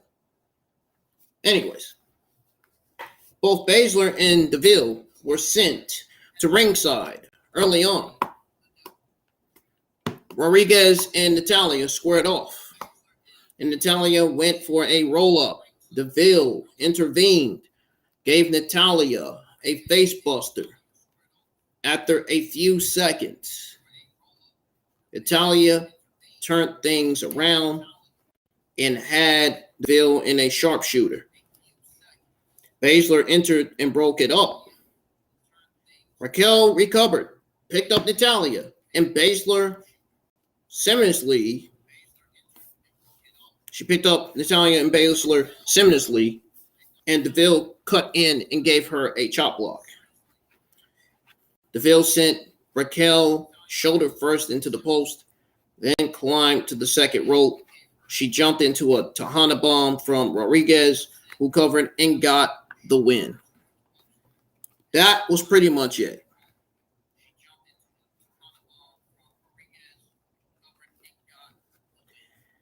To be honest, I'm going to be honest.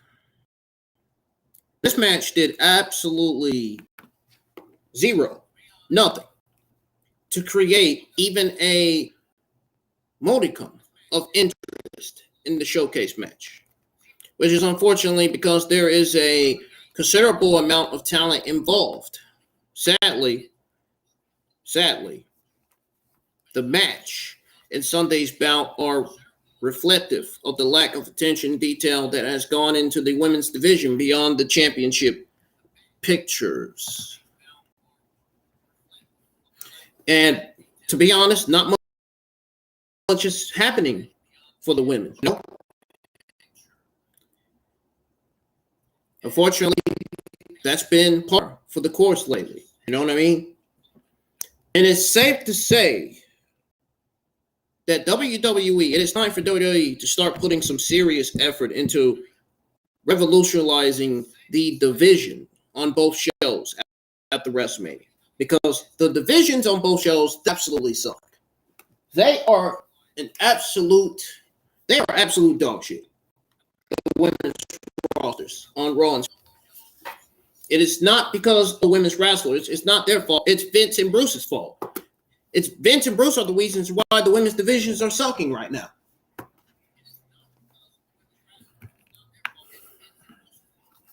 A video package that recapped Dominique goading Ray into punching him in the face and then claiming Ray was a disgrace for hitting him. Backstage, Legado del Fantasma approached Ray and thanked them for having his back on Raw. Ray did. Santos and Selena were both very over the top in their respect for Ray and said they at WrestleMania, if Judgment Day played the numbers game, Ray then handed them all shirts with the LWO logo, Latino World Order logo, and welcomed them all to the new group. I do have some news on that. I do have some news on WWE having plans to bring back that Latino World Order or whatever it is. I do have some news on that though.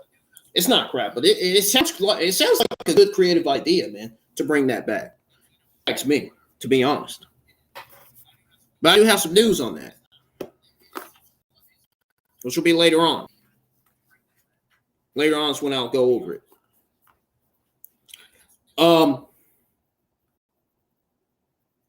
Once Rey Mysterio handed them all shirts with the LWO logo, he welcomed them all to the new group. Cole mentioned Rey being forced to join the LWO Latino World Order in WCW by Eddie Guerrero. In the arena, Drew McIntyre and Sheamus made their entrance together. Nobody was expecting an LWO revival. Not even me.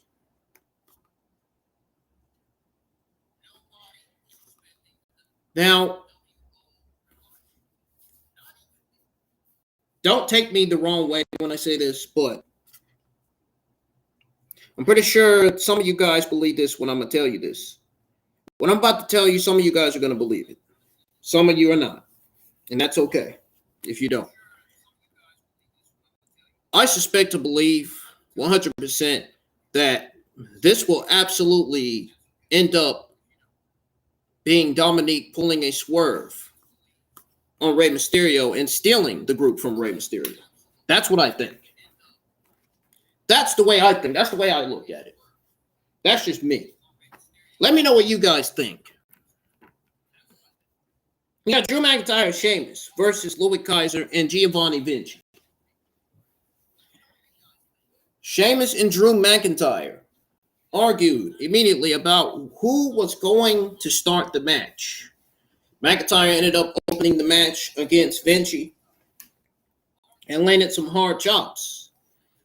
Kaiser got a blind tag and kicked McIntyre in the back of the head from the apron. McIntyre recovered, tagged Sheamus, who entered the match and landed a diving clothesline on Kaiser. Sheamus dumped Kaiser to the apron and landed clubbing blows to the chest. McIntyre and Sheamus cleared Kaiser and Vinci from the ring and had a stare down with each other afterwards. Sheamus landed an Irish curse backbreaker on Kaiser. Both men were down. McIntyre fired up on the outside, tagged himself in when Sheamus reached the ropes.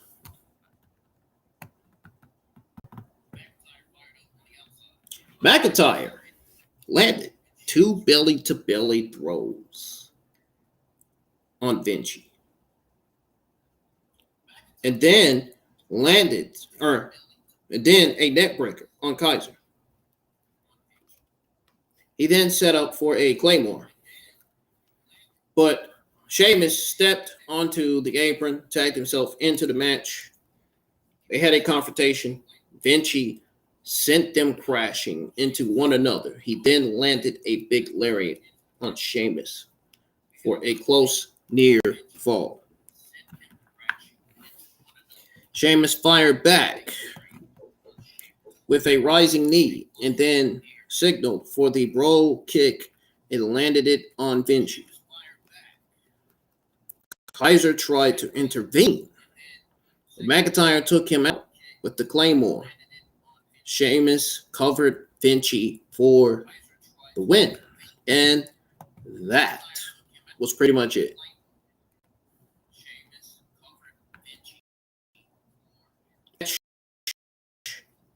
Cole ran down the lineup for both nights of WrestleMania.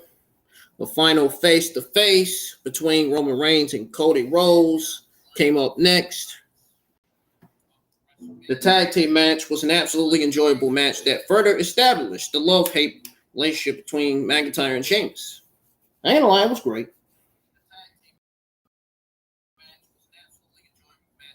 I thought differently about it, but then I realized how great it really was.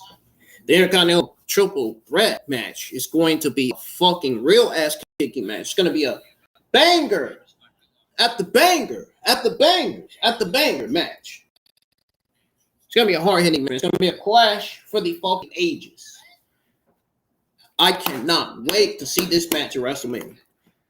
I cannot wait to be live for my WrestleMania 39 91 watch along and be able to watch that triple threat match. Or I think it's going to be on WrestleMania night too. I'm not sure. I do have some news on the orders on the WrestleMania 39 match card orders for WrestleMania 39 Night 1, Night 2. We'll go over that later as well. Cody Rhodes made his entrance. For the final segment, he asked Hollywood, Inglewood, LA, what they wanted to talk about. Cody said all his cards are on the table and there are no aces left in the hole. He said his nutrition is right and his workouts are strong and he's ready to execute and deliver on exactly what he said he's going to do. Cody said he's the most prepared he's ever been. But he feels unprepared to be front of the crowd. He feels like there's been enough talking and the fighting should start. Cody then broke out into Tupac's verse on California Love and then quickly transitioned into talking about defeating Roman Reigns. He said Roman told him he couldn't even be the guy in the company. But we're in year 11 of an investment on behalf of WWE that only started playing off in year 8. Cody then remarked that one thing Roman said that stuck with him is that they're the guy until they meet the guy. Ooh, bold words there, man. Some bold words there from Cody, man. He then introduced himself as Roman's successor, the new head of the table, and the next WWE Undisputed Heavyweight Champion. Cody started to say that he would finish the story at WrestleMania, but he was suddenly interrupted by Roman Reigns. Roman Reigns came out just because Cody Rhodes said that he would introduce himself as his successor and the new head of the table and become the next Undisputed Heavyweight Champion. Cody started to say that he would finish the story at WrestleMania. He was interrupted. Roman took his sweet time getting to the ring and then circled around Cody. He had a smile on his face, and Roman chant started up. He casually asked for the microphone and said, Los Angeles, and then turned to Paul Heyman and said he didn't care about any of them. Roman told Cody that it wasn't their turn. It's his. He then looked Cody in the eyes and told him to acknowledge him. Both men exchanged a stare down to close the show. Very good promo from Kross and a massive response from Roman Reigns. It was simple. It was effective. It set the stage for what should be a very interesting match on Sunday. Now, how they meshed the ring remains to be in question. No question about it.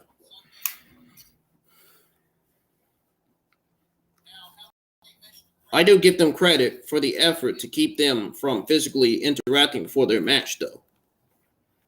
Even though it's going to be a big match on Sunday. It really is.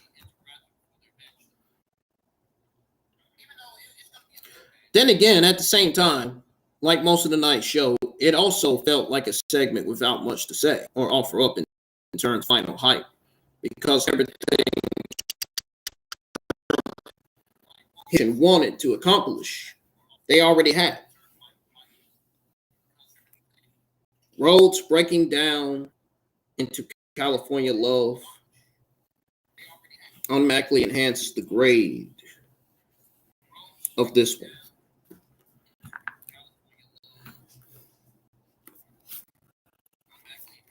This is going to be an interesting, intriguing match. No doubt about it.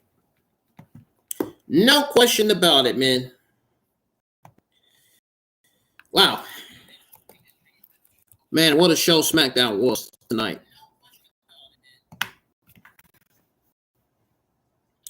I think the best thing of the entire show was the Roman Reigns Cody Rhodes segment, to be honest. The best thing of the entire show was the Roman Reigns Cody Rhodes segment and the KO Sami Zayn Uso segment. Two of the best segments of the entire show. No shit. Love it, love it, love it.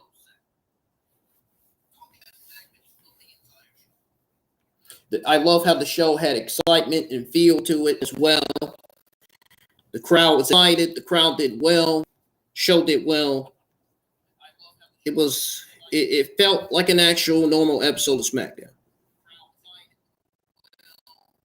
You know, it was another one of those. I put it like this: another one of those great shows, WWE. And you know, it had a touch of the go home syndrome with video hype packages to fill time. You know what I'm saying? After all, we got that awesome opening promo segment. It was one of the segments of the entire show with the Usos, Kevin Owens, and Sami Zayn having their own face-to-face moment to book in with the one we got out of Cody and Roman. Simple. Both segments were great. Two of the greatest segments of the entire show. I mean, go watch somebody else if you don't like my opinion. I mean, I'm just... Seriously, man. I don't want to hear no complaints. The geeks online are probably complaining about my opinion. Probably. Maybe. But,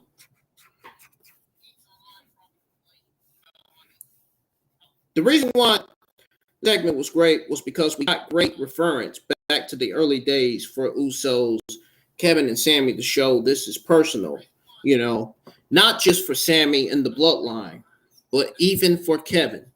And in the closing segment, Cody did the majority of the talking. That got everyone really hyped after all. And then Roman just keeps it simple and his catchphrase as usual. The promos, it didn't really add anything to the go home math. But the Blues are possibly losing everything at WrestleMania. There's a possibility. To be honest, it doesn't matter who wins the Cody Rhodes or Roman Reigns match as long as they go with Chapter 2, the downfall of the bloodline story. As long as they go with that, WWE will be right on track. As long as they go with that, WWE will be right on track, man. Now, it does matter who wins the WWE Undisputed Tag Team Championships. Obviously, Sami Zayn and Kevin Owens are walking out as the new WWE Undisputed Tag Team Champions.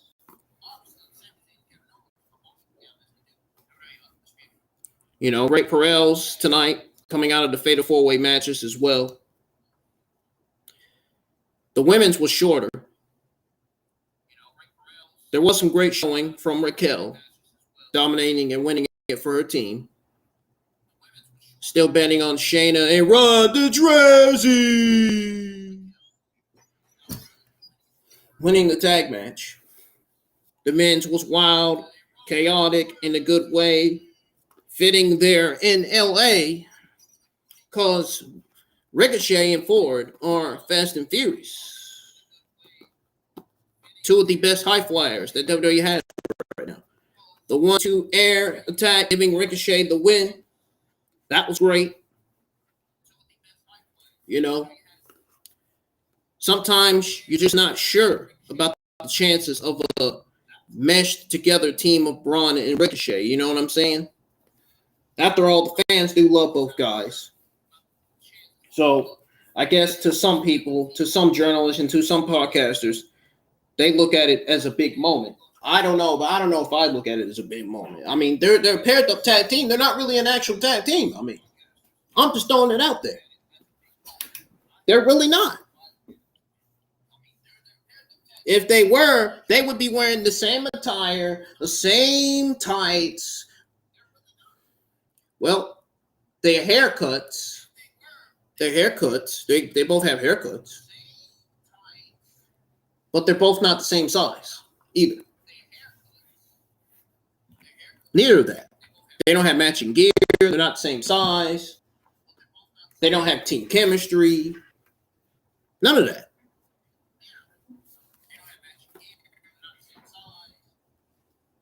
If they had matching gear, if they had team chemistry, then we would consider them as an actual tag team. But they're not an actual tag team. And they don't even have a name for this tag team. So that's how you know it's a paired-up tag team. Braun Strowman and Ricochet. And honestly, the winners of each match should be set up as contenders going into Backlash. The way I look at it. You know. So heels might end up winning at least one. Anyway. Maybe one or two. Maybe two. Who knows? Braun Strowman also had a good showing, I guess, in the Giant Memorial Battle Royal. I wouldn't say Braun Strowman had a good showing. He had a somewhat okay showing. That's I'm gonna leave it right there. That's all you're gonna hear from me about Braun Strowman. He had a somewhat okay showing.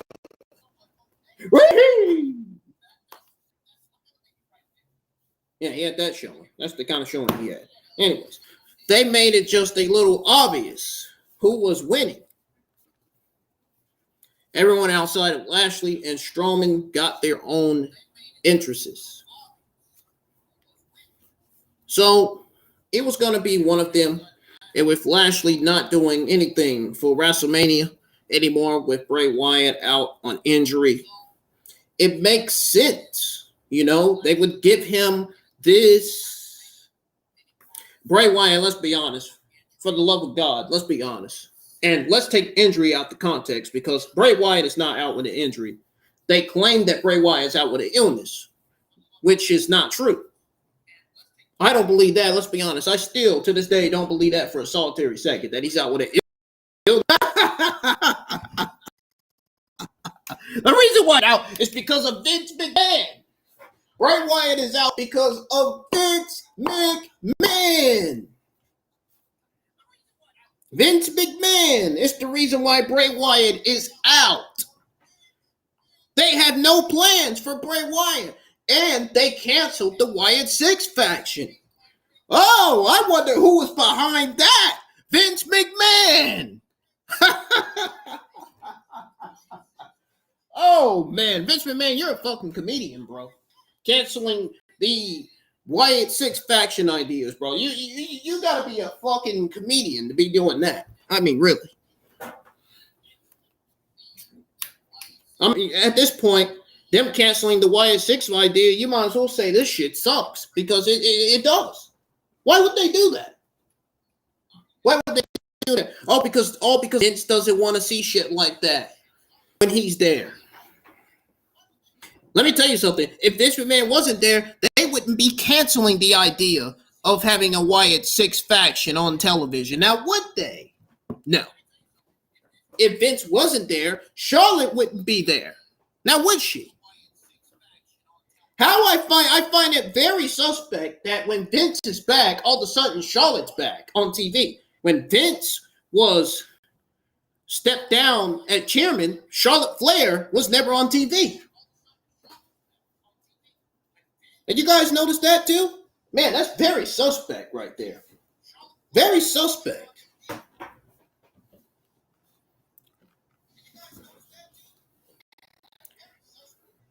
And ever since Vince McMahon resigned from his duties as chairman, ever since he stepped down, Omos wasn't on TV.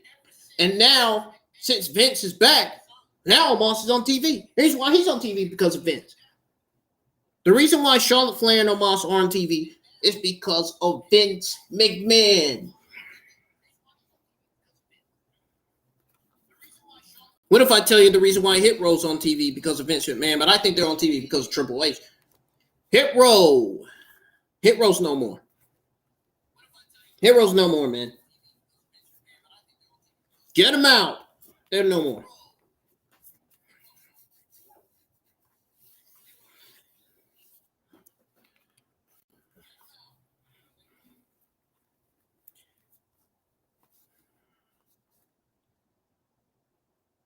You know,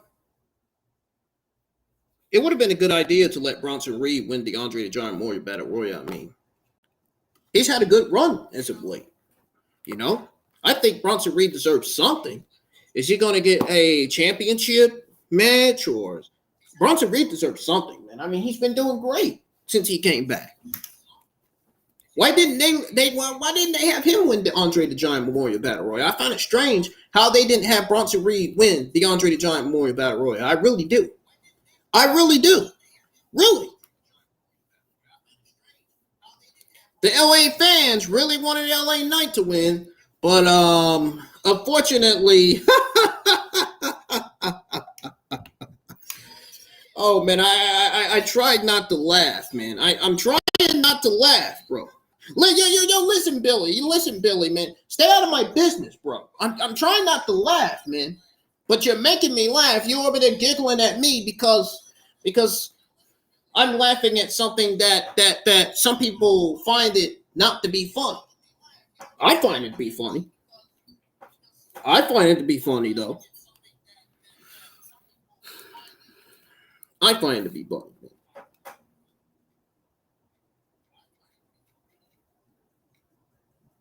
Don't be jerking your tissue. Now, get your mind out of the gutter, man. Don't be doing all that. Anyway, Bronson got a huge heat, eliminating him. And maybe now Bronson and Lashley can feud going towards Backlash. Oh my goodness. Could you imagine?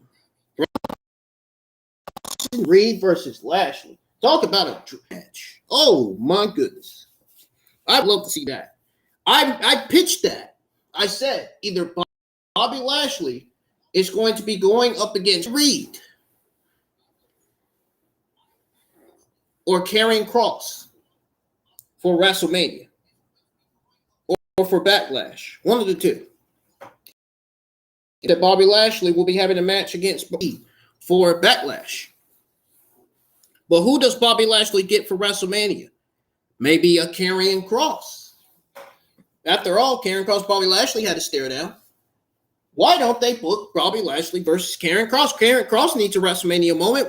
Why hasn't Karrion Kross got his WrestleMania moment? Where's his WrestleMania moment? Huh? Where's him? Where's Karrion Kross and his wife Scarlett's WrestleMania moment? Huh? So you're just gonna leave them sitting backstage watching everybody get their WrestleMania moment, and they don't? Really? They deserve a WrestleMania moment. They got the greatest fucking entrance. They got one of the greatest entrances of all time. Karrion Kross and Scarlett together.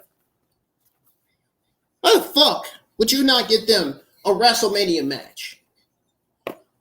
But Bobby Lashley versus Karrion Kross seems to be the perfect match. Karrion Kross seems to be the perfect opponent for Bobby Lashley at WrestleMania. If I was WWE, I would go with Bobby Lashley versus Karrion Kross. Really. I really would. But WrestleMania is tomorrow. And you know what? It's almost April the 1st already. Almost. We got that great moment from Rey Legado del Fantasma backstage as they become the new LWO. That concept was bouncing around for a long time, at least among fans and rumor mills. I was surprised they even came up with this great creative idea. That's a great move by WWE. Believe it or not. It is great to see something come out of it, though. It really is. A great tag team main event with McIntyre and Sheamus beating Imperium. Well, the real main event was the Cody Rhodes Roman Reigns segment. But the Gunther watching backstage the whole time was a logical move, as he wouldn't be a distraction for McIntyre and Sheamus, and also wouldn't be in danger of getting hit as collateral damage. I was going to say emotional damage. Anyways, McIntyre and Sheamus winning would suggest Gunther retains. I mean, which would be great for him, but would be a complete shame. Could be a complete shame for Sheamus. I think McIntyre and Sheamus winning would suggest that Sheamus beats Gunther and McIntyre to become the new Intercontinental Champion. That's where I think. That's what I'm going with. I think McIntyre and Sheamus must mean that Sheamus will pin Gunther and become the new Intercontinental Champion. Because there's no way he's pinning McIntyre. Why the fuck would you pin McIntyre? You got to pin the champion, not the other challenger. You pin the champion. You got to pin the champion. Sheamus knows that, though.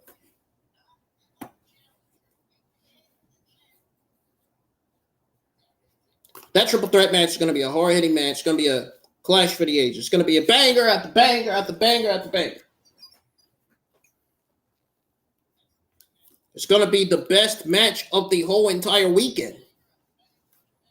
And everybody, standing from me to all my IWN subscribers and fans, we're going to love it, man. All my IWN subscribers and fan base, we're going to love it. We are going to love it. I cannot wait to see all of my YouTube subscribers in the live chats for WrestleMania's night 1 and 2.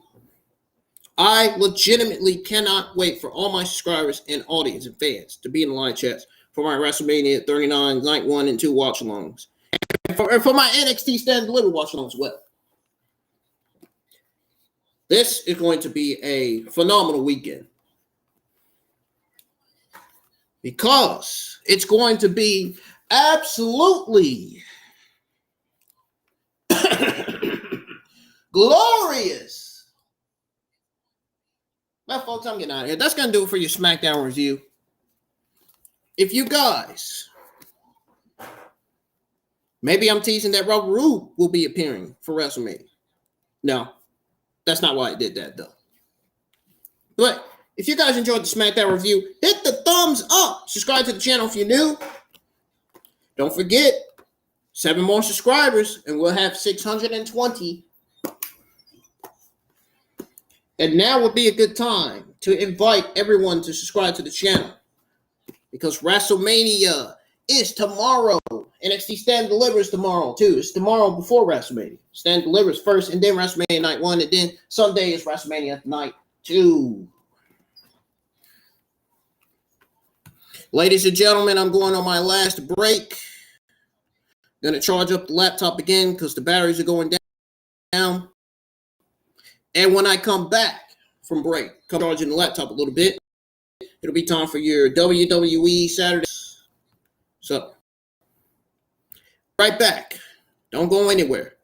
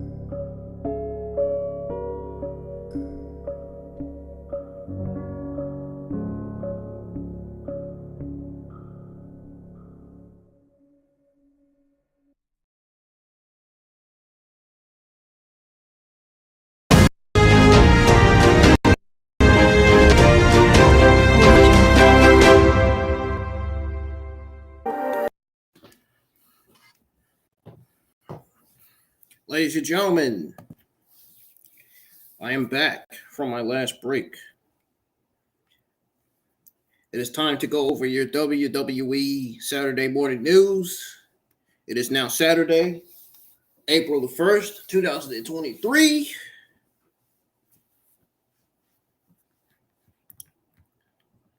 We got a lot to go over. A whole lot to go over.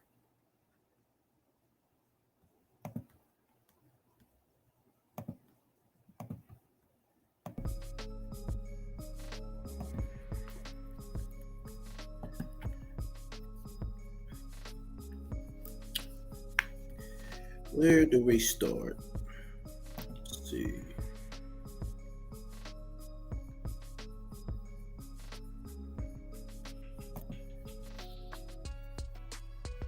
Where do we start here?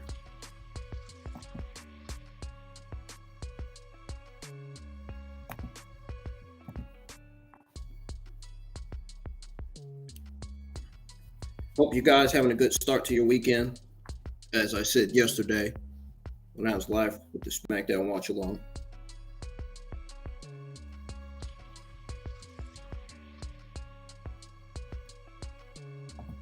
WrestleMania is officially today. WrestleMania Night 1 or NXT Stand and Deliver and WrestleMania Night 1 is officially today. I got it backward. Y'all get stuff backwards, don't worry. I know I'm not one day get stuff backwards. At times. It's always great to streaming and producing gaming and wrestling content. That's for sure. That's for damn sure.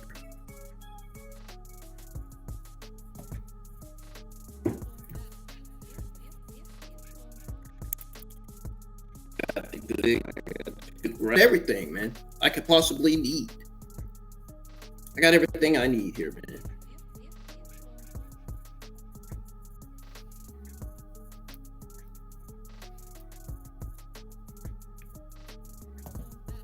God, I can't wait for both pay-per-views today. Both pay-per-views are going to be a banger. Night 2 is probably going to be even more banger. Given that Roman Reigns versus Cody Rhodes is probably on that card.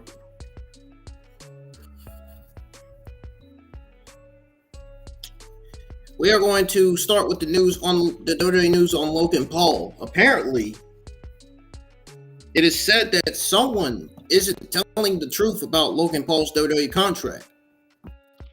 I wonder who that would be. The dirt sheets? The news reporters that report false information? I imagine it's got to be the dirt sheets. I mean, it's got to be the dirt sheets or something, man. I mean, who else would it be? Really, man. Really. We're about to find out.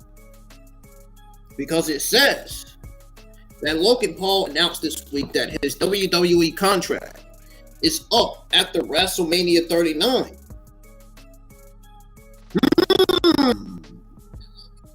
I even found out from JD's OTS Extra too. Like legitimately. I legitimately found that out. So during Wrestling Observer Radio, Dave Meltzer noted that Logan Paul's WWE contract status is very interesting I'm going to cut on my cam. I'm going to go put on the shirt and finish reading for you guys when I get there.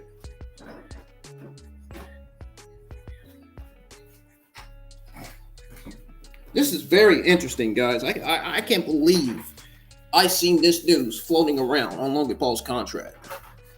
This is very interesting. Very interesting information, interesting stuff. I told you guys that's why it took me so long to go back live, because I was receiving news and information coming out of SmackDown and going into NXT Stand and Deliver WrestleMania 39.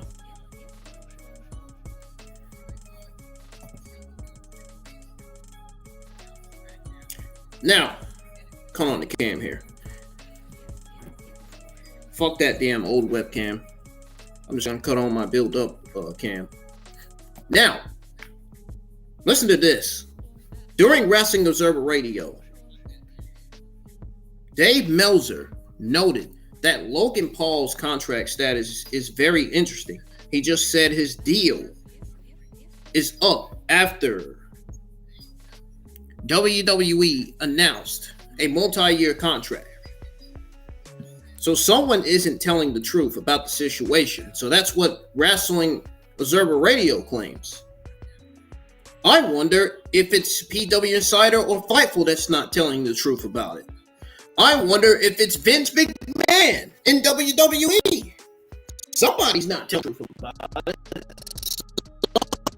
That's suspect for somebody to not be telling the truth about Logan Paul. That is red flags right there.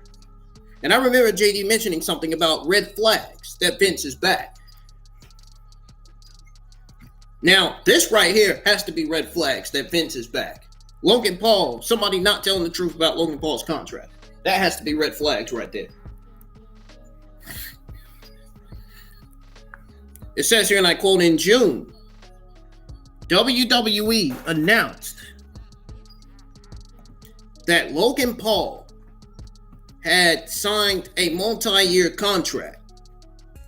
And then this week, Logan Paul said that his contract expires for WrestleMania. So somebody's not telling the truth.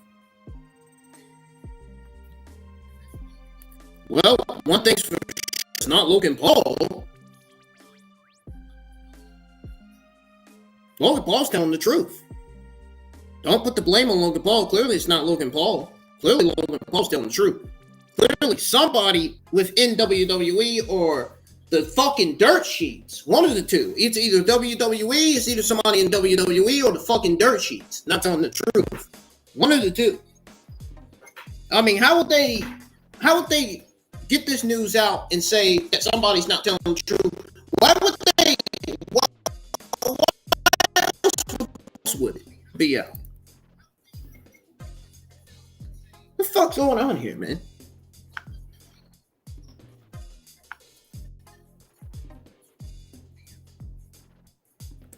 What the fuck's going on here, man? Really? Then it says WWE sent out a press release. They announced it. Multi-year deal. Or multi-year contract, I mean. And quote, it was noted that multi-year means at least through 2024. That being said, someone is not telling the truth about Logan Paul's WWE contract status. It's very interesting situation, says Ringside News.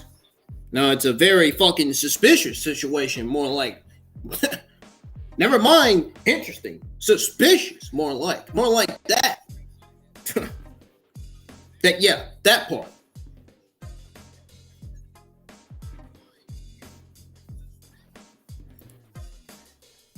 Logan Paul is obviously a big money name that WWE wants to keep around. The big question is what kind of deal they have the Maverick locked into.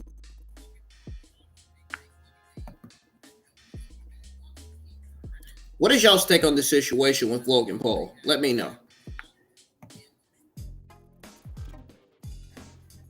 I think it's complete bullshit that someone's not telling the truth about Logan Paul's contract. Sounds to me like the dirt sheets or somebody coming out of the administration needs to fucking own up. Admit that they're not telling the truth about his contract. So, I'm telling you, it's either WWE or the dirt sheets that's not telling the truth about his contract. I'm telling you. I believe what Logan Paul was saying. I believe Logan Paul. I really do. Even though WWE doesn't need Logan Paul on TV, I still believe him. I'm cutting this webcam off because it's messing up my audio. Yep. Plus, it seems like I'm the only one here anyway. I don't think anybody else is here is listening. But don't worry, my live stream will be seen. Well, yeah, somebody's not telling the truth. It's either WWE or the dirt sheets, man. One of the two. Somebody needs to own up and tell the truth, man. Because the truth will set you free, all right? I'm just going to flat out say that right now. WWE doesn't want to price out their fans with streaming service upcharge.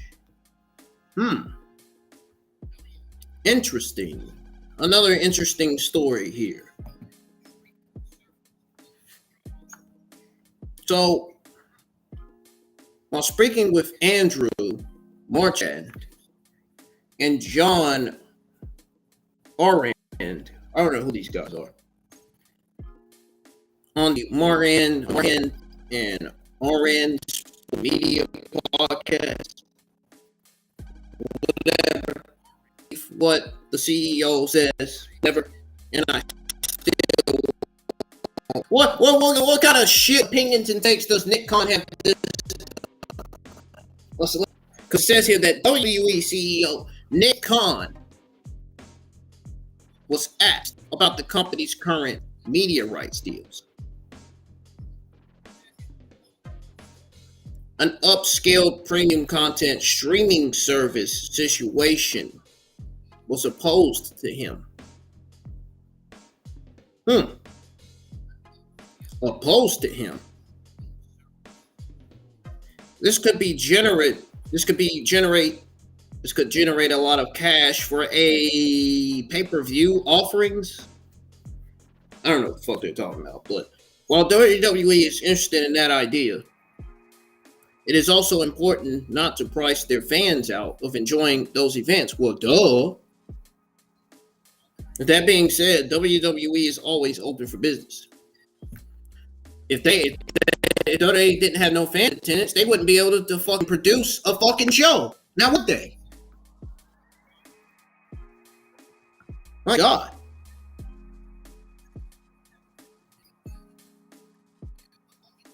While WWE is interested in that idea, it is also important not to price their fans out and enjoy these events. With that being said, WWE is always open for business. So this is what the WWE CEO Nick Khan said. Excuse me for the audio. It says here, and I quote, "We're open to conversations.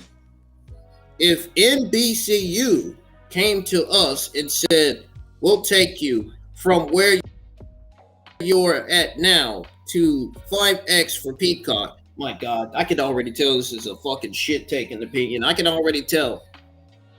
I don't even want to read this shit, man. I never believe what Nick Khan says. Never. Then he goes on to say, we need to change an upcharge. We'd have to take a hard look at that. Most importantly, we don't want to price out our fans. If you look at the pricing of WrestleMania, the floor seats are the highest priced floor seats we've ever had. And then he goes on to say, they sold out in a second. I don't believe this shit. For folks like that, two of you, we're going to charge you as well as we can.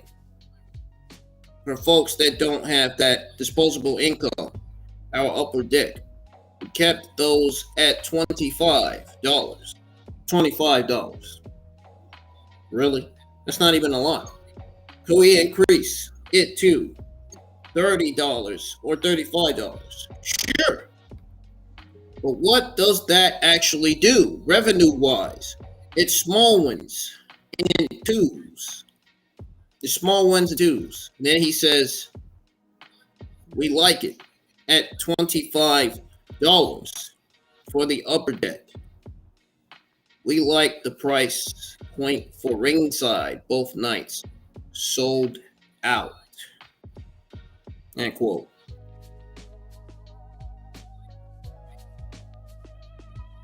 WWE is currently going through a lot of changes.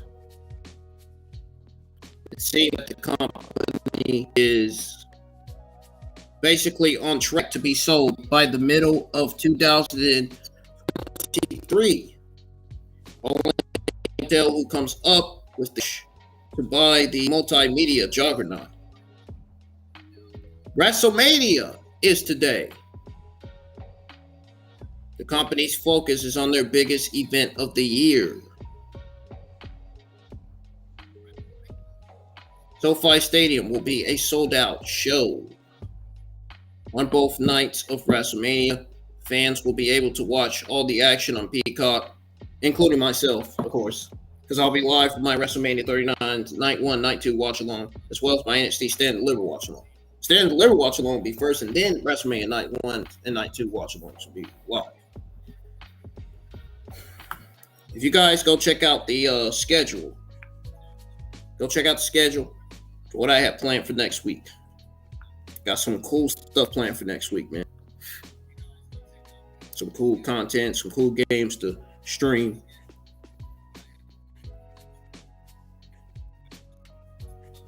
It says we'll be able to watch the action on Peacock inside the United States. It will be very interesting to see if that ever changes.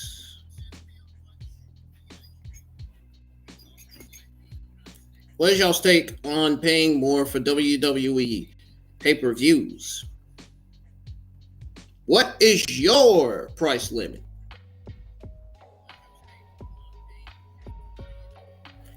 Now,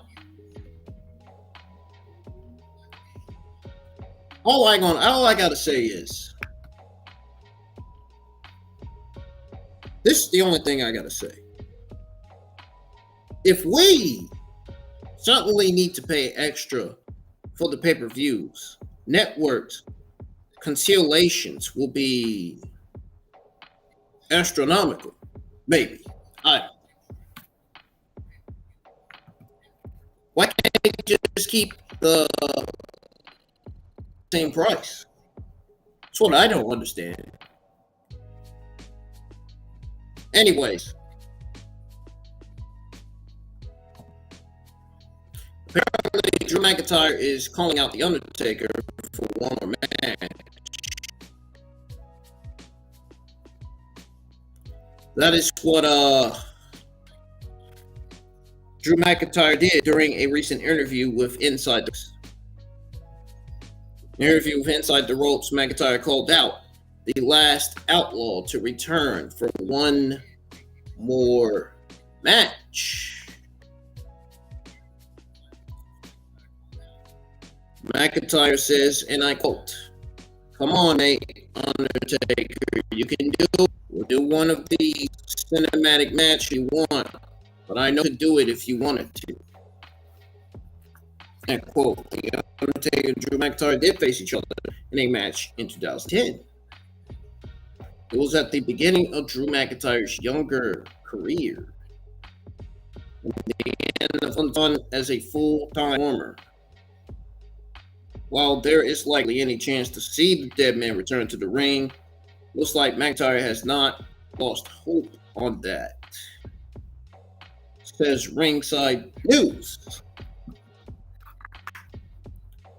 You guys think The Undertaker will respond to Drew McIntyre's challenge? I really don't think he will. I don't think he will. But I think the guy star has lost so much luster though. But he needs to try to get pressed by calling out retired, broken stars. Maybe. I don't know, man. That's just my guess. I don't know.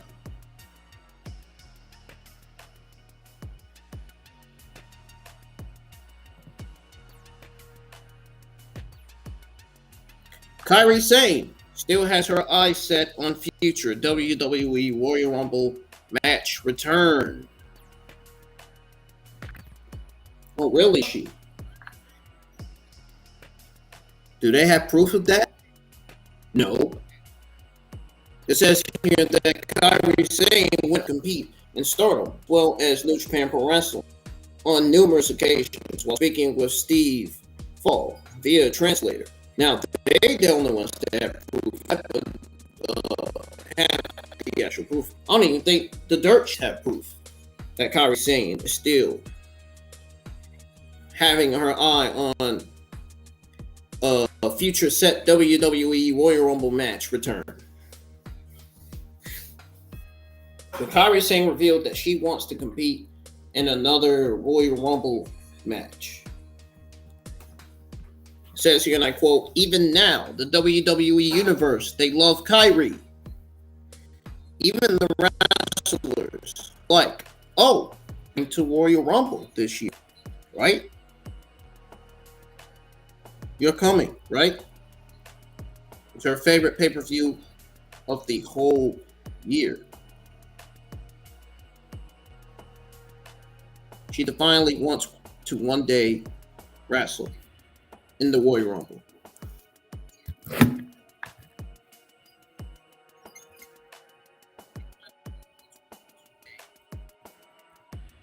End quote.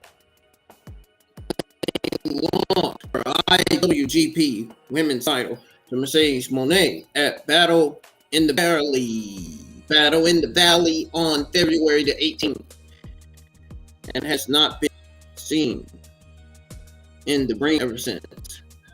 Wish this audio would stop skipping like that. I can't stand that. As previously reported, Kairi is now officially a free agent and is not tied down to any company at this time. It remains to be seen if she will return to WWE in the future. Where do you guys think Kairi would go next? Will she return to WWE? I would love to see Kairi Sane Io Sky feud. I would love to see Kairi Sane Asuka. I thought I said her name wrong, but I realized I said it. I realized I said her name right. I can't even talk. I'm all ready to get out of here. Maybe I'm just leaving. I don't know.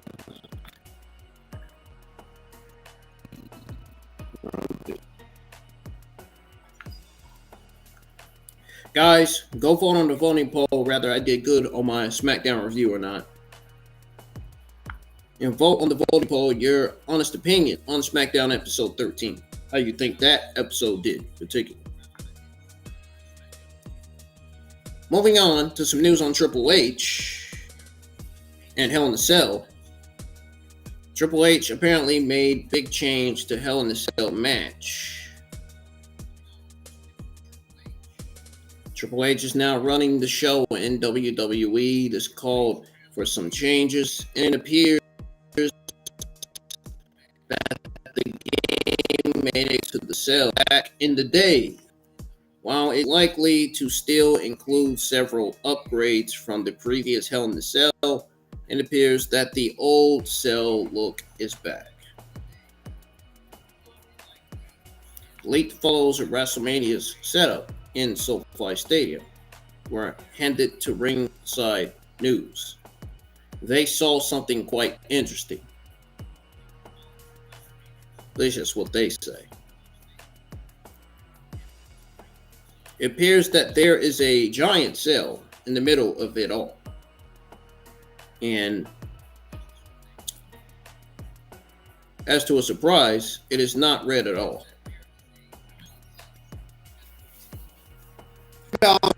match. Battling a Hell in a Cell match at WrestleMania. That match will see Edge's Road character take on Finn Balor's Demon King. It is also reported that Ginger Ale, I don't know who the fuck that is, but Ginger Ale will be on hand for the big match. Maybe Ginger Ale will be the referee for the match or something. I don't know. That's the only thing I can see him being, is the referee for the match, to be honest.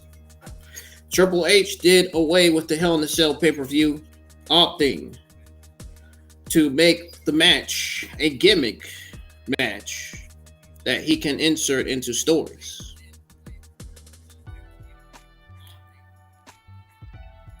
So I guess he's making this a gimmick match of some sort. WrestleMania will see Triple H's first opportunity to book a Hell in a Cell match.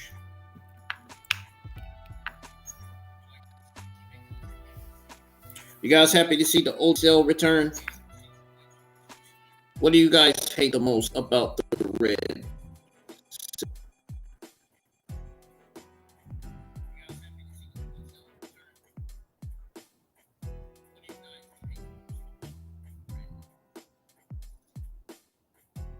You know, I think the red cell was just another case of that 77-year-old demented old fuck, Vince McMahon, and WWE overproducing things.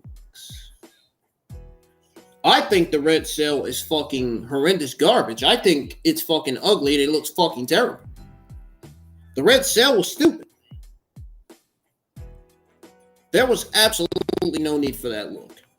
Waste of time there.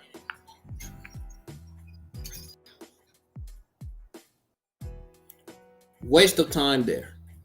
Doesn't even match the overall WrestleMania feel. It really does all.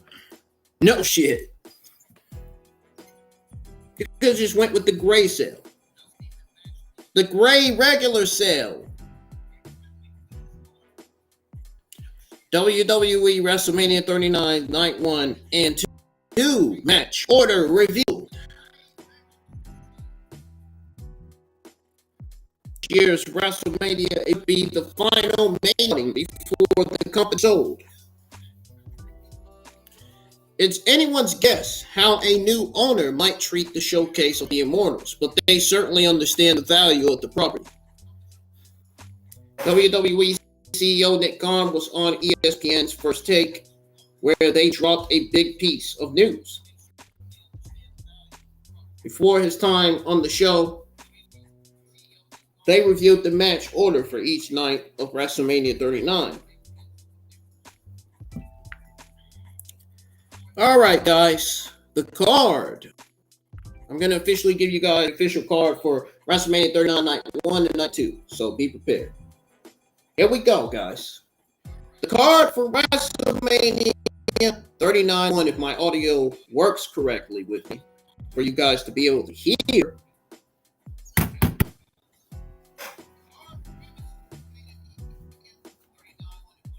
The card for WrestleMania 39 Night 1, we have the SmackDown Women's Championship match. Charlotte Flair versus Rhea Ripley. WWE Undisputed Tag Team Championship match. Usos versus Kevin Owens and Sami Zayn. Becky Lynch, Lita, Trish Stratus versus Damn Control. Seth Rollins versus Paul. Rey Mysterio versus Dominic Mysterio. Braun Strowman and Ricochet versus Street Profits versus the Viking Raiders versus Alpha Academy. And then we have Austin Theory versus John Cena. That is the card for WrestleMania Night 1.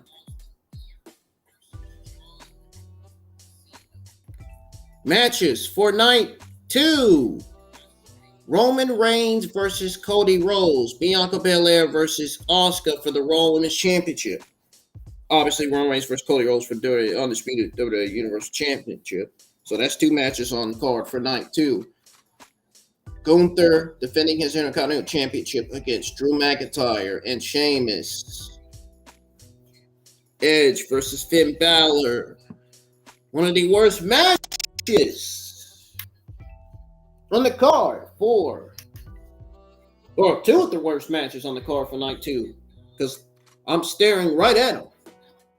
Brock Lesnar versus Omos in the WWE Women's Tag Team Championship match.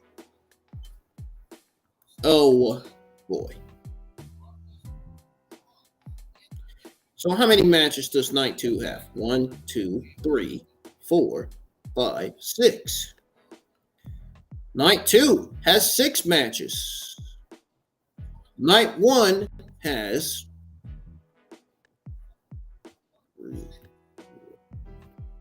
6. Night 2 has 6 matches. So night 1 and night 2 has 6 matches on the card. Not bad, not bad, not bad. They're even at least. We'll have to see how the event goes down. How night 1 goes down tonight anyway. Anything can happen in WWE, especially at the biggest pay-per-view in all of WWE. WrestleMania. Obviously. WWE has 2 nights jam-packed full of action for fans in SoFi Stadium. Now, I gotta ask, what is y'all's take on the lineup? Which night seems better to you? Now, take my answer with a grain of salt.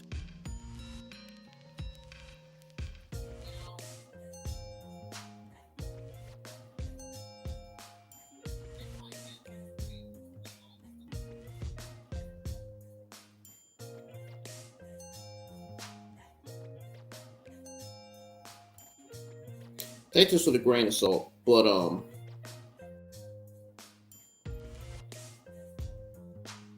I think both WrestleMania nights are going to deliver. Well, night 1 is going to deliver. Night 2, it's going to deliver, but 2 of the worst matches on that card for night 2 is not going to deliver, which is Omos versus Brock Lesnar in the WWE Women's Tag Team Championship match. That's the match. Those are the 2 matches on night 2 that are not going to deliver.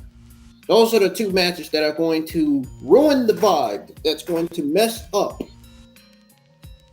the WrestleMania pay-per-view. Those are the 2 matches that are going to ruin it for the crowd, for the fans, and everybody alike that's watching the pay-per-view. Sounds like night 1 wins over night 2. I'd take night 1 over night 2. I think night 1 is going to win over night 2. Just simply because night 2 has 2 of the worst matches on that card. Omos versus Brock Lesnar in the WWE Women's Tag Team Championship match. I am definitely going with night 1. Night 1 is going to deliver better than night 2. And that is not fair to the Roman Reigns versus Cody Rhodes match. That is not fair. It really isn't. Oh boy. Either way, both nights are going to be great. Outside of those 2 matches on that card. Anyway. Moving on, man.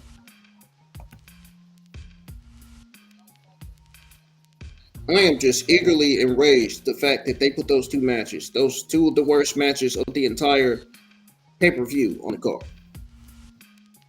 Why would they put 2 of the worst matches of the entire pay-per-view on the card for night 2? They put both matches on the same card.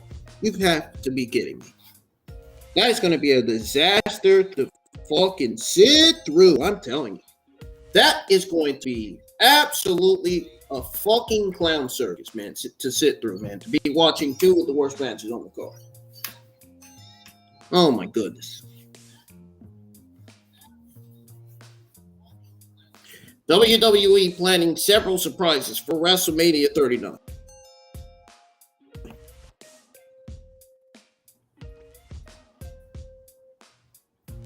WWE CEO Nick Khan was on. I heard about this. Jay talked about this on the podcast. I heard about it. I watched it.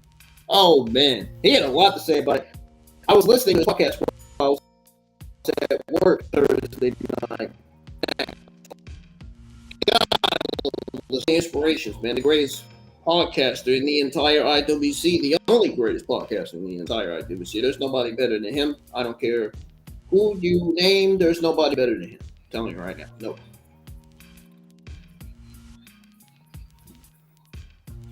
I had a laugh about what he said about Nick Khan. Oh my goodness. He doesn't believe everything what Nick Khan says, and neither do I, man. I never believed. I was never a Nick Khan guy, man. I never believed what Nick Khan says. Never. So, he was on ESPN's First Take, where they dropped a big piece of news before his time on the show. They revealed the match order for each night. And of course they would. Of course they would. That's not a surprise. Nick Khan was also asked about WrestleMania surprises. The company obviously has a lot of things in store for fans as SoFi Stadium gets a massive event. So this is what they say on First Take, and I quote, "Expect a bunch of surprises for," says Nick Khan. Nick Khan says that's what we're known for. This is WrestleMania. We pulled some out at Royal Rumble, here at SoFi Stadium, Los Angeles, 2-night event. We have to make it big. End quote. WWE has a lot of things planned for WrestleMania. And the 2-night event will certainly grab some headlines. Only time will tell how many big matches include huge surprises along the way.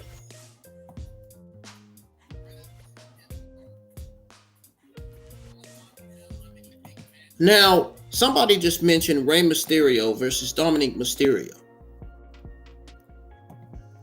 I could have sworn I didn't see Rey Mysterio versus Dominic Mysterio on the card. Oh, yeah. It's on there. Oh, it's on there. I was about to say. I could have sworn I didn't see that match on the card. I could have sworn I did. But it's on there. It's on the card, believe it or not.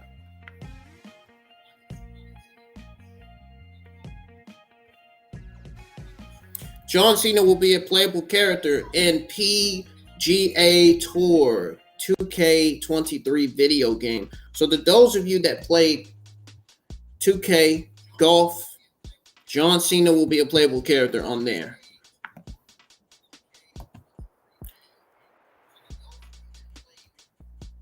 It goes on to say that the leader of C Nation is set to make his way to the golf course in the upcoming PGA Tour 2K23 video game.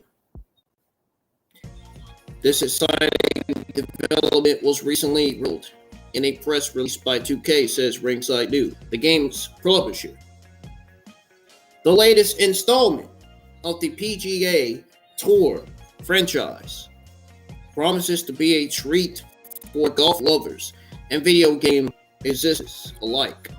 The addition of John Cena as a playable golfer is sure to add an exciting new dimension to the game.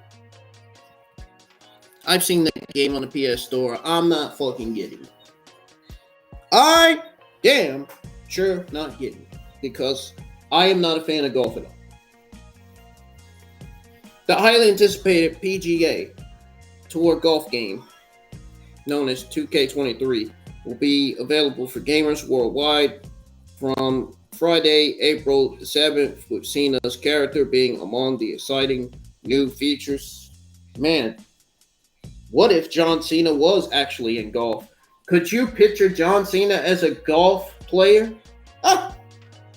Oh, man. I think he would look hilarious as a freaking golf player. I'm just throwing it out there.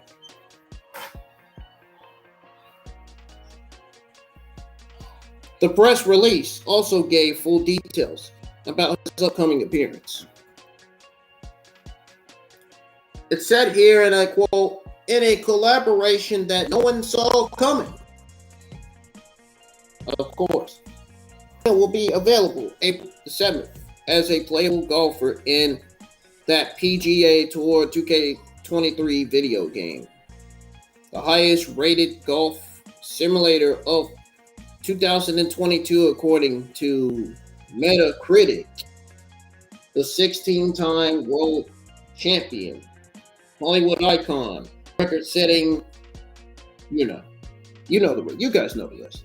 WWE 2K23 cover star joins the likes of Michael Jordan and Seth Curry as one of the select few personalities to be featured in multiple 2K franchise. Cena will take on a roster of the greatest golfers on the planet, including Tiger Woods, Matthew, Tony, Pinu, Lexi Thompson, Xander, and Colin. Believe it or not, guys, I did used to watch golf. A little bit, sort of, used to. I always used to go for Tiger Woods.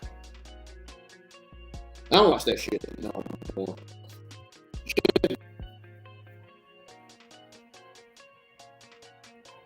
And then it continues to say more in the game Blanchard report called the best playing golf game in years in a downright blast.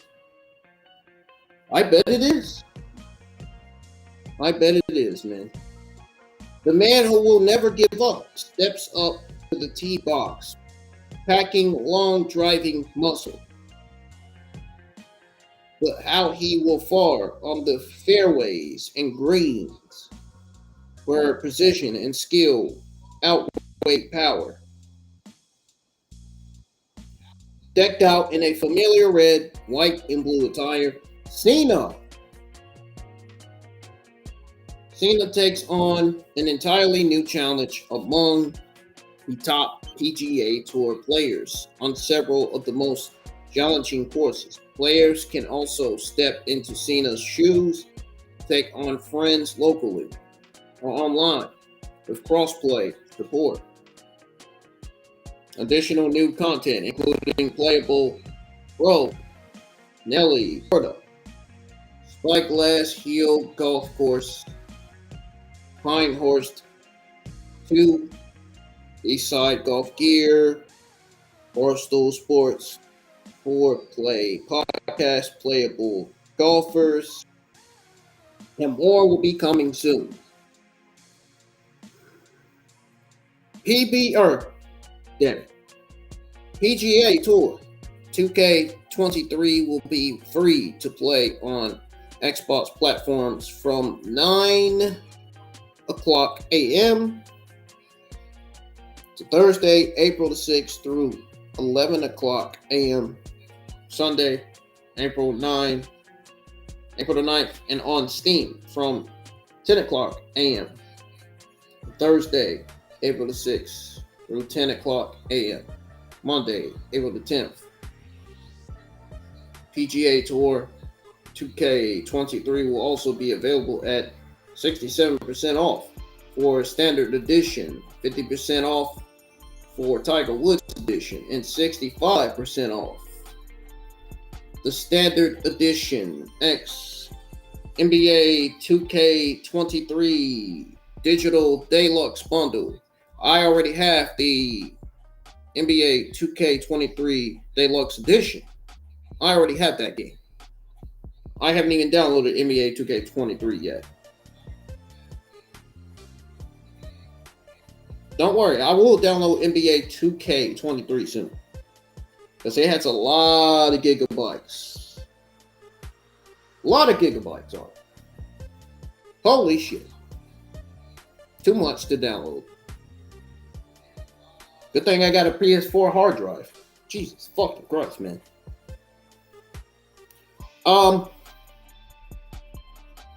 Standard edition, NBA 2K23 digital, deluxe edition, or deluxe bundle. Why did I say deluxe edition, man? So yeah, I done got my shit mixed up now. For both PS4 and PS5 from 12 a.m. Wednesday, March the 29th through 11:59 p.m. Wednesday, April the 12th. PGA Tour 2K23 Deluxe Edition will also be available at 60% off for Xbox One and Xbox Series XS from 12 a.m. Tuesday, March the 28th through 11:59 p.m. April the 3rd. PGA Tour 2K23 Deluxe Edition, Tiger Woods Edition, Standard Edition are available now for Xbox Series XS, Xbox One, PS5, PS4, and Steam. End quote. John Cena is set to face Austin Theory at WrestleMania 39 tonight. Fans are eagerly anticipating John Cena's return to the grandest stage of them all and are excited to see what's in store for him. Want to see who will come out on top. Do you guys think John Cena will win? Is Austin Theory the favorite to win? Sound off in the comments.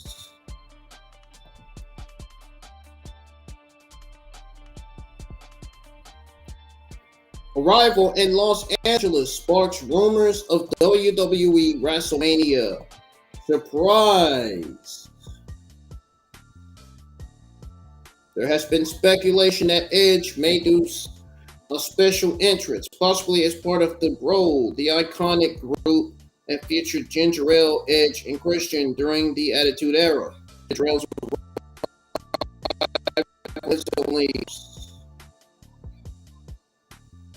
While Ginger Ale may simply be in town to visit friends, fans of the Bro will undoubtedly be hoping for a reunion during the event.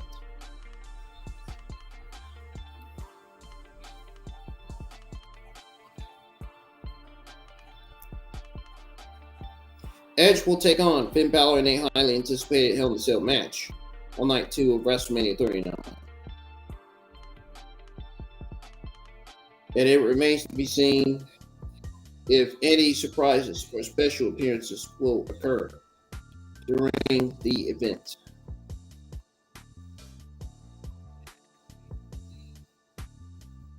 What do you guys think WWE has planned for Ginger Ale Arrival in Los Angeles?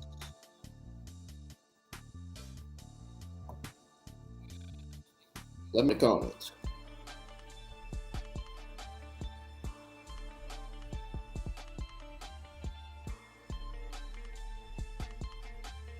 Austin Theory tops list of WWE superstars with fastest growing fan base. Interesting story here. According to the research via Betway, Austin Theory saw the biggest percentage rise in his Instagram followers count, increasing by a whipping 71.64%. The superstar had a massive year in 2022, becoming the United States champion and also winning the Money in the Bank ladder match. The list of top 43 WWE superstars ranked in order of the percentage change in their follower count over the past year also includes names like Solo Sikoa, Rhea Ripley, Raquel Rodriguez, Gunther, and Shotzi. WWE legends such as Lita and Trish Stratus also made the list alongside current superstars such as the Tribal Chief, Head of the Table, Roman Reigns, Bobby Lashley, and Bayley.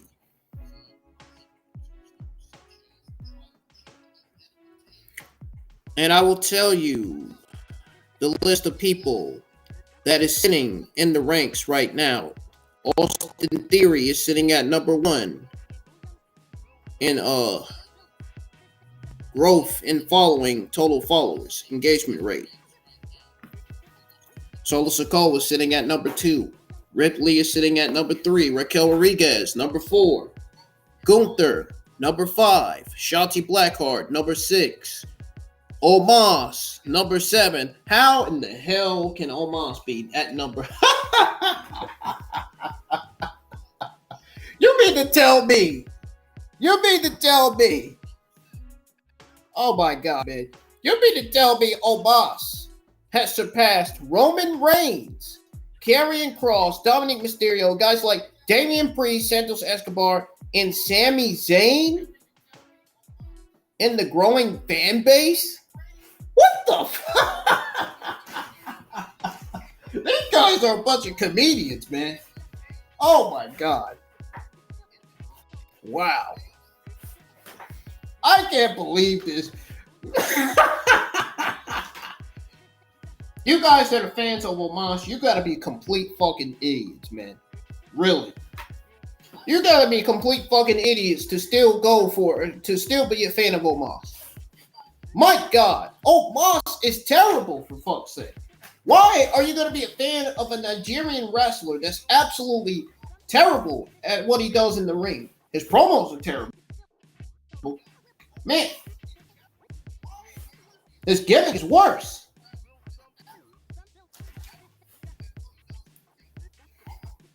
And then some people say he needs some training. Oh, we'll give him some time. The Geeks Online. Oh, we'll give him some time. No, I'm not giving him some time. Get him off of TV. He's fucking garbage.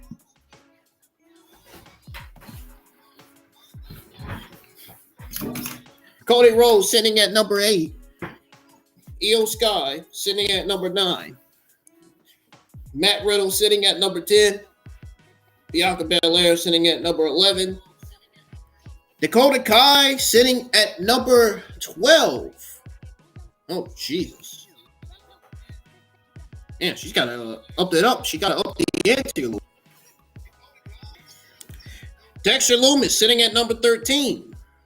Sami Zayn sitting at number 14. Santos Escobar sitting at number 15.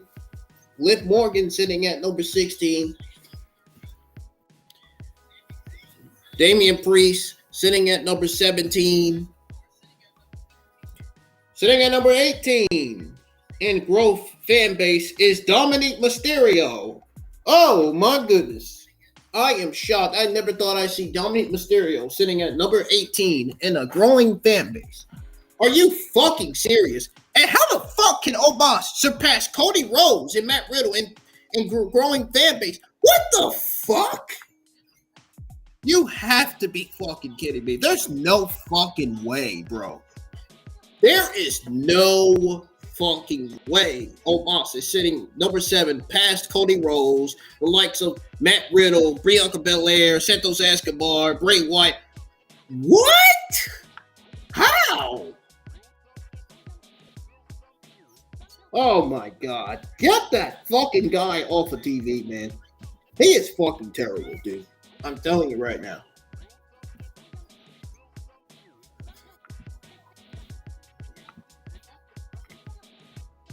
Sitting at number 19 is Karrion Kross. Number 20 is Roman Reigns. Sitting at number 21 is Bobby Lashley. Number 22, Tommaso Ciampa. Sitting at number 23 is Bray Wyatt. Man, my God, I feel so bad for Bray Wyatt, man. He's been completely just wasted, man. Kept off TV for just no reason, man. Because they don't have creative plans. Yeah, right. Give me a fucking break. Give me a fucking break with that excuse. I don't even want to hear that. Shut the fuck up. Geeks Online.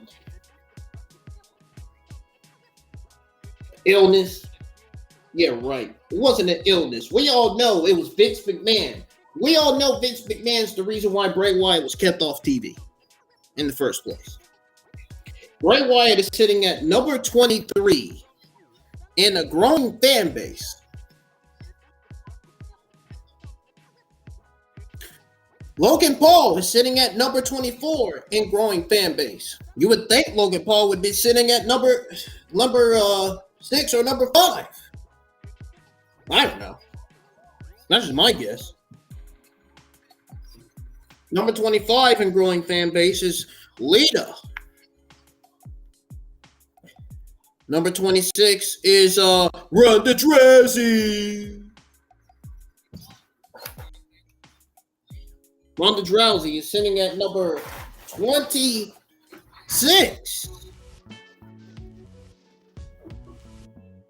Ronda Rousey is sitting at number 26. And you guys know exactly what my reaction to Ronda Rousey. When I see the name Ronda Rousey, this is my reaction when I see the name Ronda Rousey. Legitimately.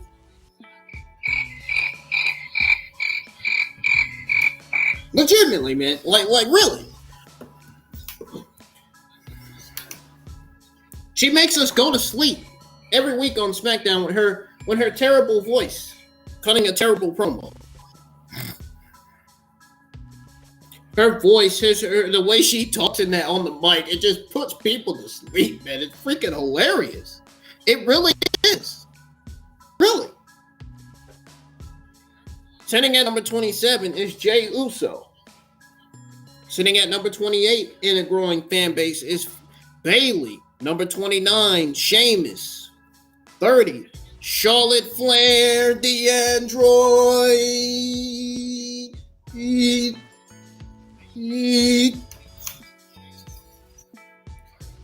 I'm going to enter Rhea Ripley. I'm going to politic my way.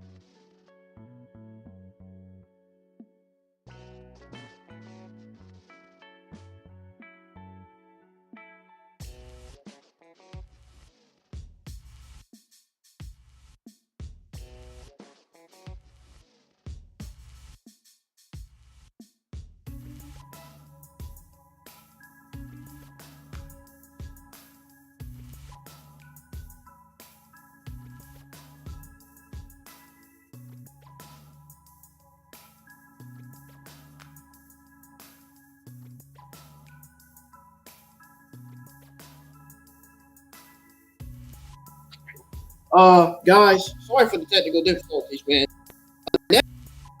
Detected. I don't know why. I don't know why it said that on the screen. I really don't. I really don't know why it said that.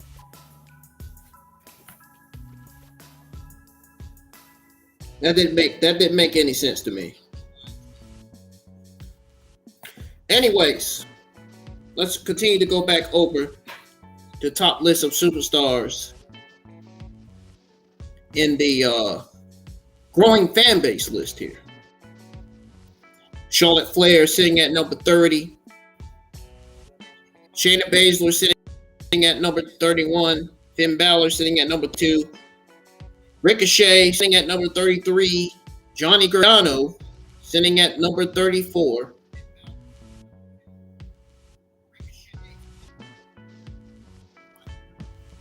Trish Stratus sitting at number 35 in the growing fan base. Becky Lynch, number 36. That's where she's sitting at. The god-awful Natalya sitting at number 37.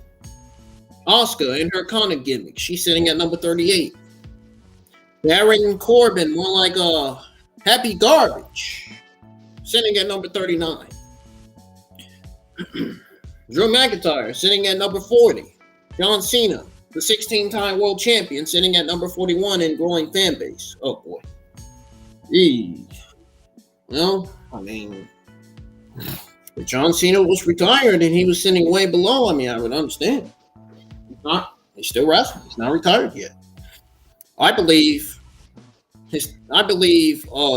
John Cena going up against Austin Theory is John Cena's last match. Believe it or not. Number 42, Seth Rollins. Oh my God. I am shocked to see Seth Rollins sitting at the bottom of the growing fan base list. Jesus Christ. Man. It would seem that Seth Rollins would be sitting at number 1 because the fans love his theme song so much. The crowd is always over with the crowd, man, when he comes out. It's kind of shocking to see that he's sitting at number 42. Really, it is. It goes to show you how they feel about Seth Rollins. Whoever listed him 42. I would have never listed him down there. That is blatantly fucking wrong. I would have never listed him down there. Number 43 is Xavier Woods. So as WrestleMania 39 draws near, it'll be interesting to see which superstars emerge victorious and how their social media following continues to grow in the years to come. I can't believe it. Austin Theory tops the list of WWE superstars with fast-growing fan base. Wow. Everybody must really like Austin Theory, man. I mean, wow. It's not the best promo cutter, but his gimmick and his in-ring skills are give him that.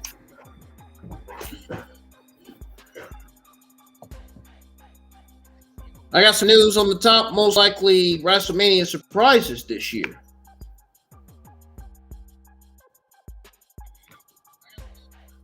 So right now, The Rock has a minus 200% or 200 chance. He has a minus 200 chance of returning with implied probability of 66.7%. This is according to Bet Online. As if I never heard of these guys before. Really. This is twice I didn't seen them. This is twice I've seen my news mention Bet Online. That news comes as no surprise. Of course. That's what I just said. Given that WrestleMania is being in Hollywood. And The Rock has strong ties to Roman Reigns. However, their dream match won't be happening this year. Another name getting buzz right now is the Viper Randy Orton. Although he hasn't really been seen on television since last May. he has a minus 150 chance of returning, with an implied probability of 60%. Orton is recovering from back fusion surgery, but he will be at WrestleMania for something. Sure, probably be a WrestleMania for a heel turn. After The Rock and Orton, The Undertaker has a minus 110, 52.4%, and Stone Cold Steve Austin has a plus 500, 16.7% of appearing at WrestleMania this weekend. Vince McMahon has a plus 150, 40% as fourth on the list. In case you're wondering, Hulk Hogan has a plus 1,000, 9.1%. Ric Flair is sitting with 12. Sitting with 1,200. Plus 1,200. 7.7%. Jake Paul has a plus 225, 30.8% chance of making an appearance at WrestleMania despite not being under contract with WWE. Obviously, a lot of names could be there for fans this year.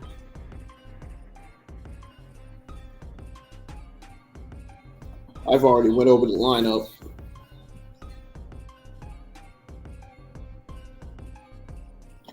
Big title change expected at NXT Stand Deliver.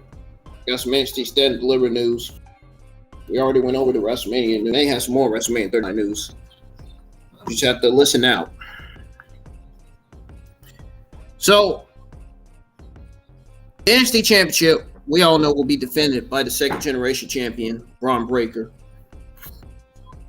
against the highly impressive challenger, Carmelo Hayes. Bron Breakker has had a solid run as the NXT champion almost a year after winning the title from Dolph Ziggler last year at Raw after Mania. Surprisingly, the champion appears to be the underdog going into the bout, as the betting odds have picked Hayes' favorite to capture the NXT title. That doesn't surprise me. While NXT Women's Championship picture was up in the air after Roxanne Perez's injury, it seems now she has been cleared to defend her title in a 6-woman ladder match against Zoe Stark, Tiffany Stratton, Gigi Dolan, Indy Hartwell, and Lyra Valkyria. Fans eagerly await the outcome of this match as well. For the mid-card division, the North American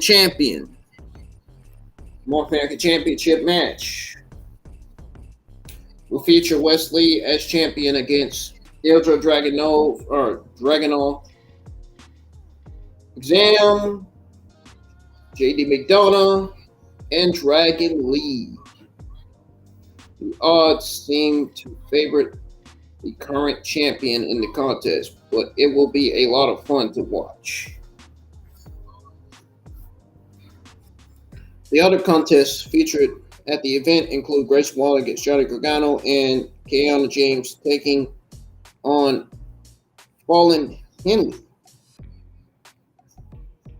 You mean Kiana James and Fallen Henley defending their NXT Women's Tag Team Championships? Ringside News against Isla Dawn and Alba Frey.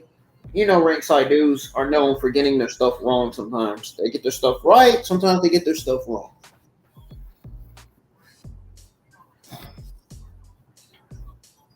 Moreover, a high-stakes triple threat match for the NXT Tag Team titles will take place in another tag bout, hitting the Schism against Chaz U. NXT Stand Deliver looks stacked. Fans seem excited about the premium live event during WrestleMania week.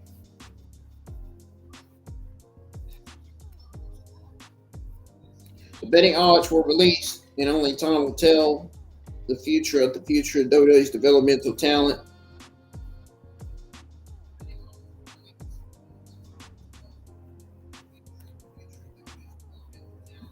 Are you guys excited about NXT Stand and Deliver?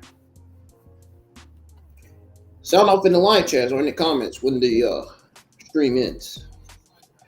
Guys, my stomach is hurting like crazy. And I can't figure out why. Stomach is hurting and I can't figure out why, man. That is not good.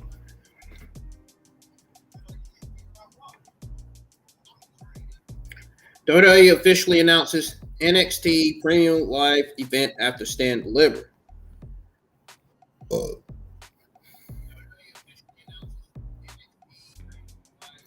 So they announced the next NXT Premium Live event after Stand and Deliver, and it says here that WWE announced NXT Battleground will take place on May the 28th from the center in Lowell, Massachusetts. Tickets for the event will go live on April the 1st at 10 a.m. Eastern Time.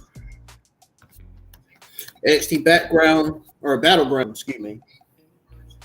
will be the first NXT Premium Live event to take place in Massachusetts and the second since February 2020 to take place outside Florida after NXT Vengeance took place in Charlotte this February.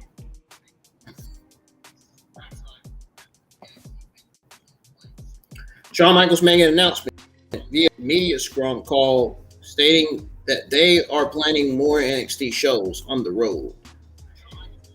He says here, and I quote, "We look forward to returning NXT to the road and delivering an incredible night of action to the passionate fans of Massachusetts and those watching at home," said WWE Senior Vice President of Talent Development Creative, Shawn Michaels. End quote. Fans will be able to watch NXT Battleground exclusively on Peacock and WWE Network everywhere else. As the weeks pass by, additional information such as matches on the card will be announced.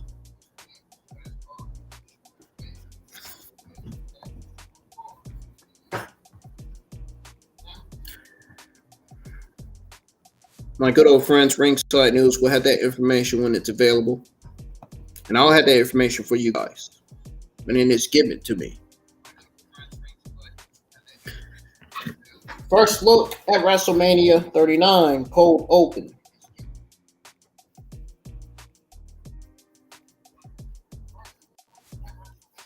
So for Logan Paul, this will be his second WrestleMania event as an active in-ring performer. The Maverick made his in-ring debut at WrestleMania 38 last year in a high octane tag team bout and also involved The Miz and the Mysterios. Rey Mysterio and Dominic Mysterio. Now he's giving the WWE Universe their first look at WrestleMania 39's cold open.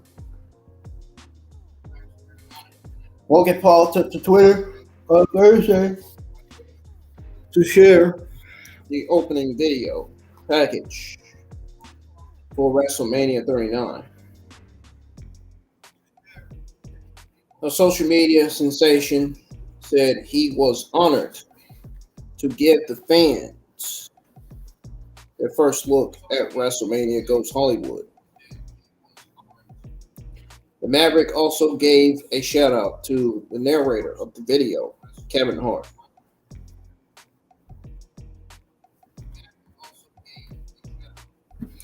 Honored to present the first look at WrestleMania Cold Open, narrated by my friend Kevin Hart. For real. That quote. The video package features all superstars who will be competing for glory on the grand. There's no denying that WWE has done a great job with the hype video for their biggest of the year.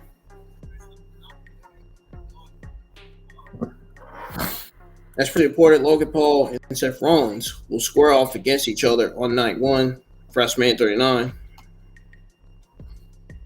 How would you guys rate the cold open for WWE WrestleMania 39?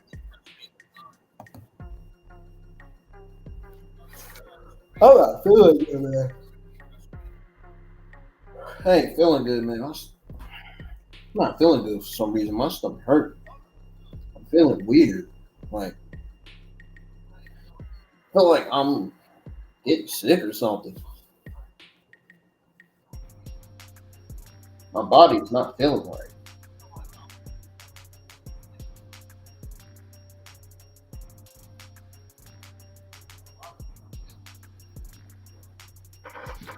I don't know, guys. I'm feeling weird. Stomach's not feeling right. Behind the scenes, up close look at WWE WrestleMania stage and iconic Hell in a Cell. The video shows that WWE is back to using the classic structure for the Hell in a Cell, as opposed to the red structure that has been used in recent years. The stage is designed to fit in with the Hollywood Awards show theme, include steps that are reminiscent of those seen at the Academy Awards. Also, the link footage shows a sneak peek at what they can expect. Initial reveal is expected from WWE social media accounts in the coming hours. The full lights are sure to be on display and add to the excitement of the event. God, my stomach is hurting, man. What in the fuck? The setup is taking place at SoFi Stadium in Los Angeles, which is known for hosting major events such as the Super Bowl and the Olympics. The venue is expected to hold up to 100,000 fans for WrestleMania, making it one of the biggest events in WWE history. The annual event is known for its extravagant stage designs, and this year is no exception. Fans can expect a Hollywood-style production with top-notch phonetics, and lighting, creating a truly immersive experience for those in attendance and watching from home.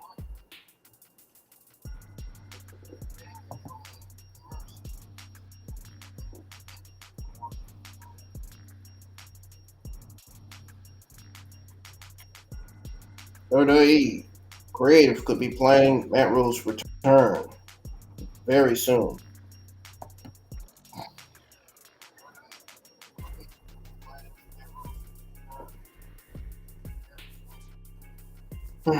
Ringside News reported that the WWE creative team that Matt Riddle's name will not be discussed by creative until talent relations informs them that the original Bro is once again in character. They can pitch for. Matt Riddle's most recent appearance on WWE television was on the December 5th episode of Raw, where he teamed up with Kevin Owens in a losing effort against the Usos. Shortly after the match, he was attacked and injured by Solo Sikoa, resulting in Riddle being stretchered out of the arena.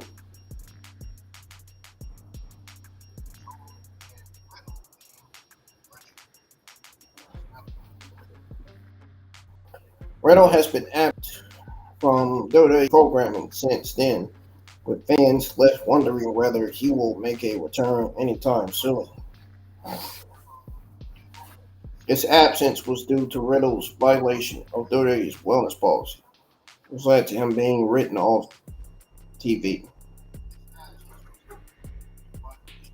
He has also been out of rehab for a while now.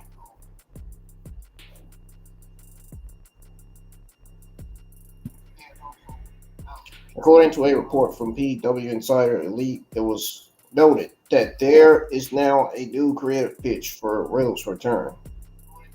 Riddle has not been announced for WrestleMania and is currently not in town for the event.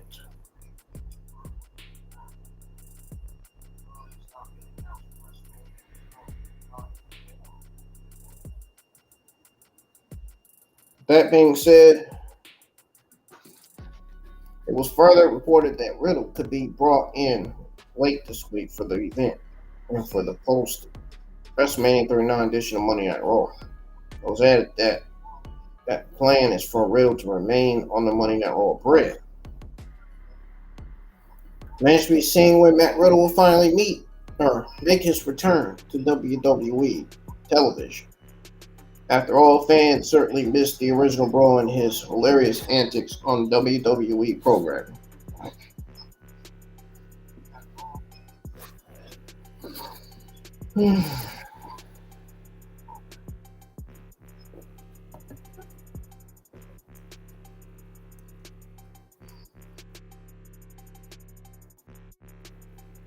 Feeling right, man. WWE WrestleMania 39 breaks last year's ticket sales record.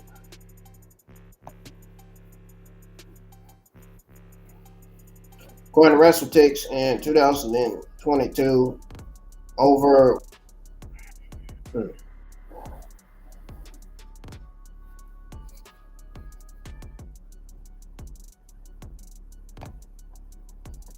sorry, y'all, my stomach is not feeling right.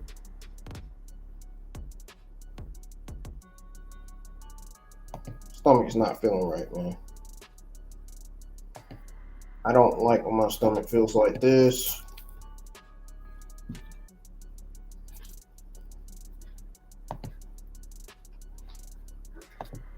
What is going on here?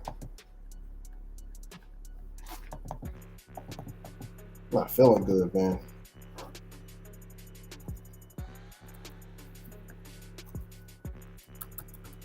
I ain't feeling good, man. I think I'm coming up with something.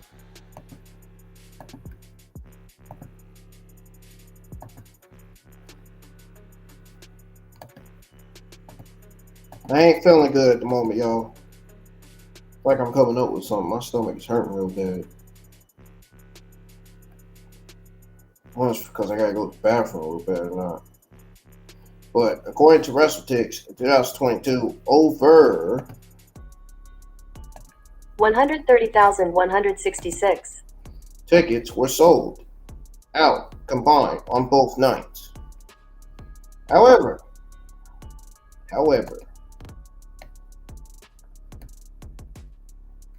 WrestleMania 39 has sold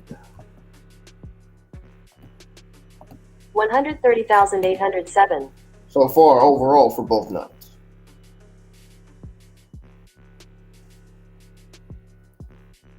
For night one, 65,479 seats have sold out of a total capacity of 66,302, leaving only 823 tickets available to buy.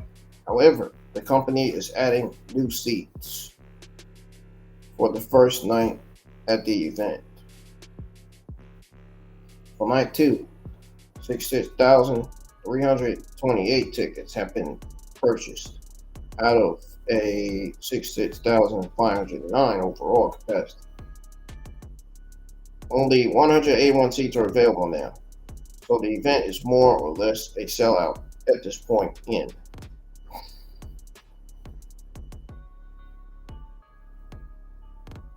What's y'all's take on the ticket sales?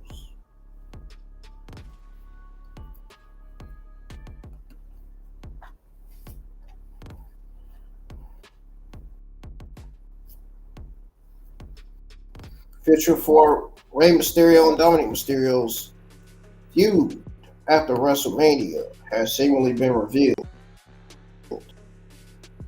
According to the Wrestling Observer newsletter, WWE has plans for Rey Mysterio and Dominic after WrestleMania 39 goes down.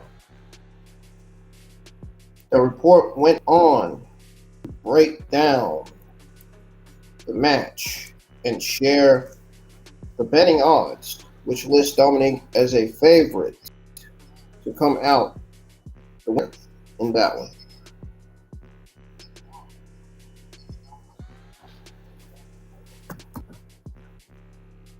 Says, quote, "This is not a one and done, so Dominic could either win or he could lose, but then come back, leaving Rey laid out to keep this going." And then it goes on to say Rey is one of the best ever and knows his job in this feud and match is to make his son a star.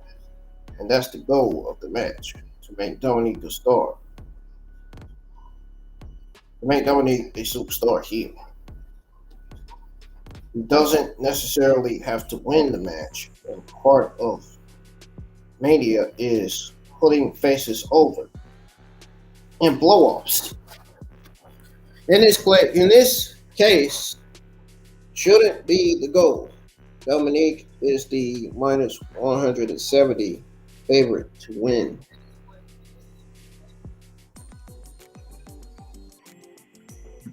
End quote. WWE is looking to hold the best event they possibly can this year for WrestleMania, with so many important stories going down on the grandest stage of them all. It stands to reason that WWE doesn't want to end everything at the showcase of the Immortals. Dominic Mysterio is having a blast as part of Judgment Day. Only time will tell if he ever reunites with his father once again. He will probably be on hand for some form or fashion during the WWE Hall of Fame ceremony to see his father's induction, which he was. And he walked out, which was not cool, but it's a storyline. It's not really real.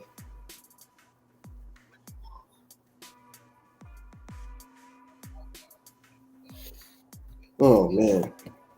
Why do I feel like this morning? New WWE NXT signing has a much larger contract than usual. Guys, I'm telling you, man, I'm feeling weird, man. I don't like that. Dragon Lee inked a deal with WWE. Set to get a big push in NXT from the jump. His arrival in NXT also brought a lot of money his way. Still not what he could be making on the main roster eventually. The Wrestling Observer newsletter noted that Dragon Lee's contract with NXT is not like the rest of the roster. It's much longer connected to his deal.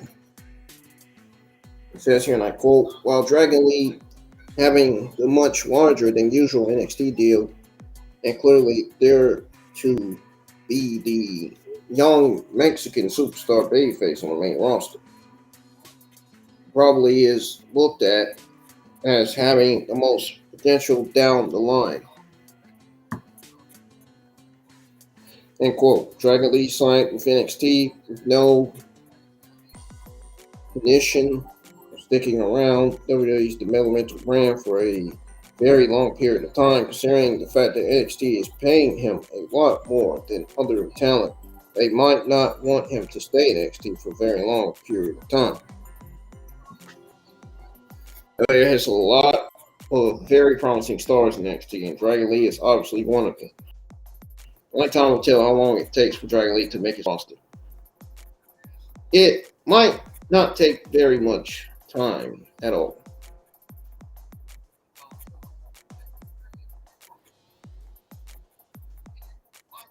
So, what's y'all's take on Dragon Lee's time in NXT? Did he make a great decision by signing with WWE? Let me know in the live chat. Carmella's role at WWE WrestleMania 39 has been reviewed. Princess of Staten Island has been absent from WWE television since March the 20th. Carmella had her last match on March the 12th in a 10 women tag team bout. WWE live event from the iconic Madison Square Garden.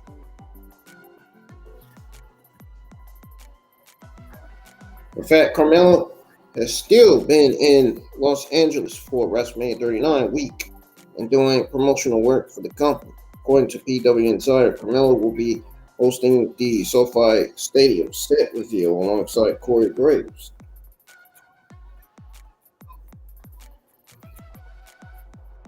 Insider.com has confirmed Corey Graves and Carmella are hosting the reveal. End quote. It was not known when the set reveal will be posted, but fortunately, Carmella will not be competing at the shows, and this has disappointed fans.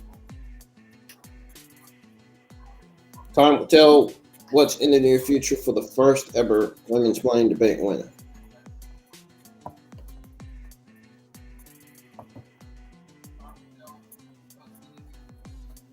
What's y'all's take on WWE replacing Chelsea Green's partner?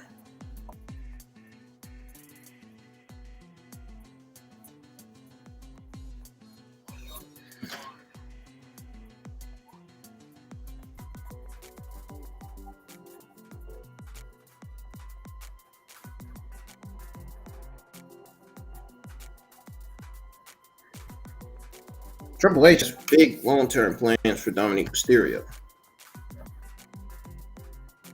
So, the Wrestling Observer newsletter noted that Triple H is a very high on Dominic Mysterio. In fact, he has big plans for Rey Mysterio's son in the future because he has impressed a lot of people during this run. Everyone has been impressed with Dominic Mysterio, and it's pretty much universally acknowledged that Rey versus Dominic is the hottest thing in the company, aside from the bloodline stuff. Levesque is very high on Dominic in his future past this angle, and there are long-term plans basically for him as a star. End quote. WWE has a lot of promising young stars in NXT, but Dominic Mysterio was one of the rare talents who got to skip that whole brand. Now it seems that the sky is the limit for Dominic Mysterio,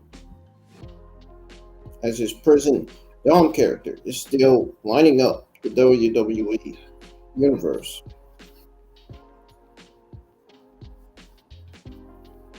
Mysterio and Dominic's match at WrestleMania will be another huge page in the young superstar's journey through pro wrestling. Hopefully he will create quite a memory, but odds are he has a lot more WrestleMania events in his future. What else take on Dominic Mysterio's booking in WWE?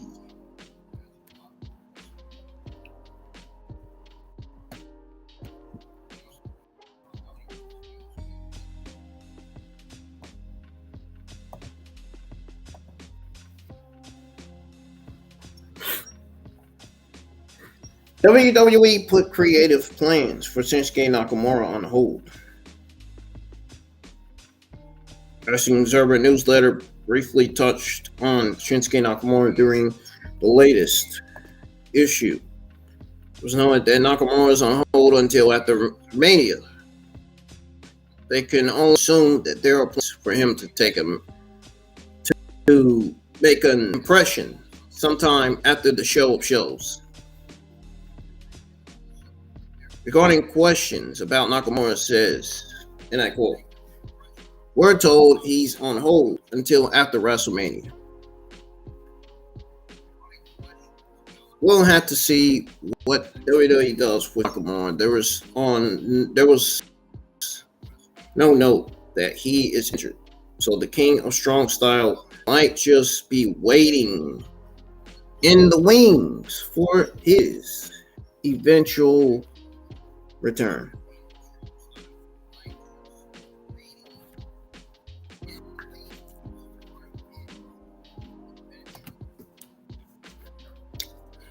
Stephanie McMahon's status and possible return to WWE.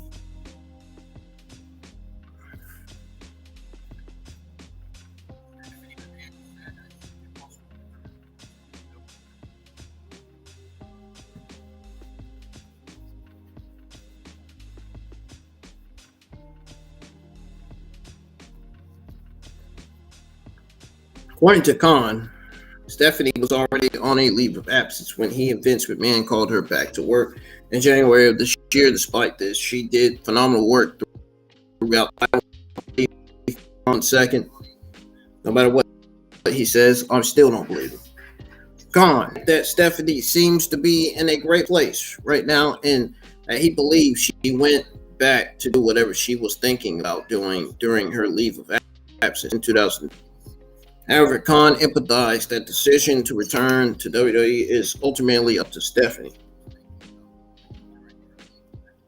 He says, and I quote, "We would always love to have her as part of WWE concept. The time would need to be right for her. I'm not sure if she's there yet." End quote. Stephanie's departure came as WWE exclusive chairman Vince McMahon returned to work following his controversial retirement in July of 2022. Stephanie had been on a leave of absence to spend time with family when she returned to work amid the investigation into her father.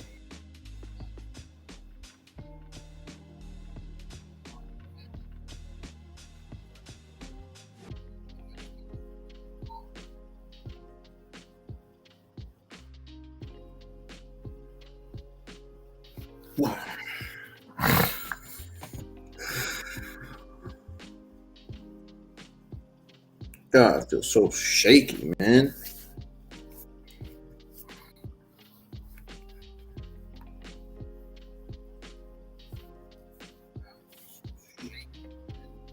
WWE's possible plan to reunite popular stable heel turn. Or actually, WWE's possible plan to reunite popular stable at WrestleMania 39. Guys, I got to get off of here, man. That's how you know I'm getting my stuff wrong. I'm getting sleepy. I'm feeling shaky. I'm not feeling right. I feel just like I'm about to collapse, man. Why am I feeling like this now? I was feeling all right yesterday.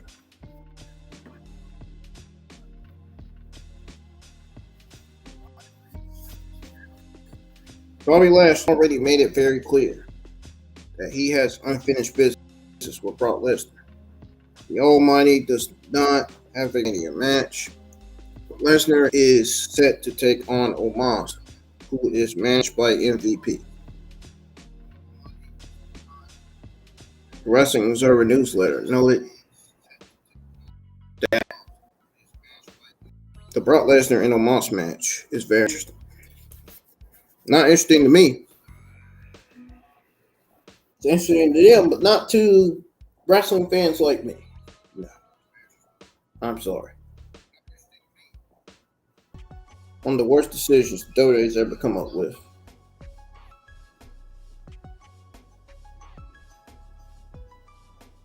I don't care what anybody says. The finish could all depend on Lesnar's WWE current situation. Again, a Hurt Business reunion is always a big possibility on the grandest stage of them all. Says here, and I quote, Brock Lesnar versus Omos, given the way the angles out, if Lesnar is not leaving, he should win. If he is leaving, he shouldn't. That's what they said. They could also use this to have Bobby Lashley help Omos and reunite the Hurt Business, which has been talked about and teased forever, although not as much of late.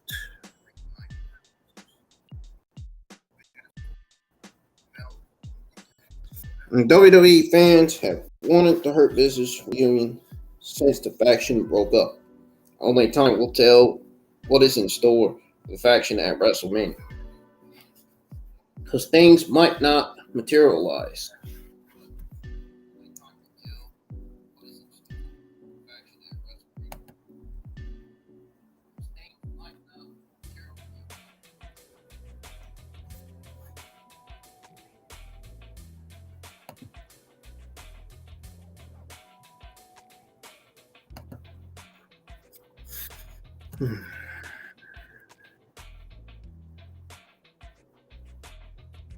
WWE's shocking likely plan for WrestleMania heel turn. The Wrestling Observer newsletter noted that the current betting odds for the Big Six Women Tag Team match currently shows that Becky Lynch, Lita, Trish Stratus are betting favorites to beat Damage Control. That being said, there is also a very good possibility that fans will see a rather unexpected heel turn as well. Says here, and I quote, Becky Lynch and Lita and Trish Stratus versus Bayley, Dakota Kai, and Io Sky. The keys to this match are of Stratus is to go heel and turn on Lynch to build for SummerSlam. It would make sense for the Bayley team to win, although you could do the turn after the match. If there is no turn scheduled here, it's a match Lynch's team should win. WrestleMania would be best place for the turn. But you also have to save some angles for television. Next day, the Lynch team are minus 215 favorites. Quote, Trish Stratus' return to WWE is always accompanied by a lot of excitement. Her presence brings a big sense of nostalgia to some fans who miss getting that weekly dose of Stratusfaction. She has played both a heel and babyface before, so a heel turn isn't out of the question. No, they need to say that for Backlash.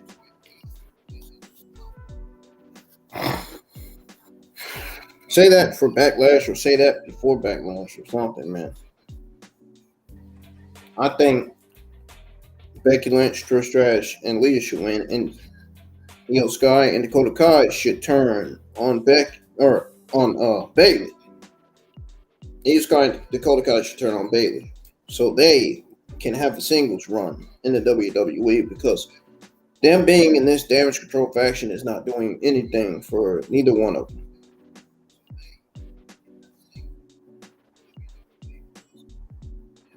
So at this point, I could see Dakota Kai and Io Sky turning on Bayley, and Becky Lynch, Trish Stratus, and Lita wins.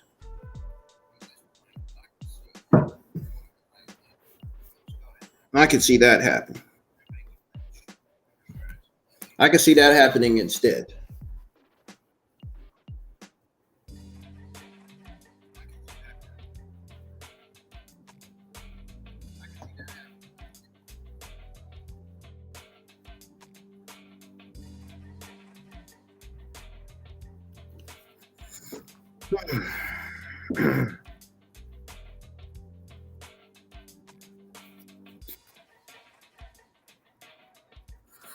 So there was a spoiler alert on a major name spotted in Los Angeles ahead of WrestleMania 39.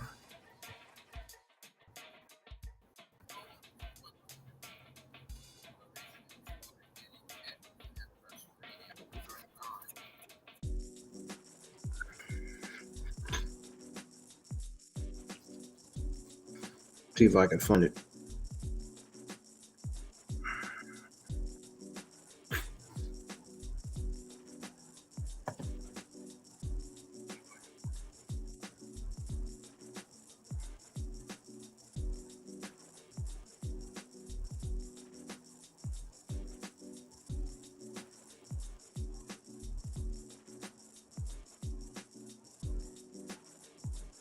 There it is.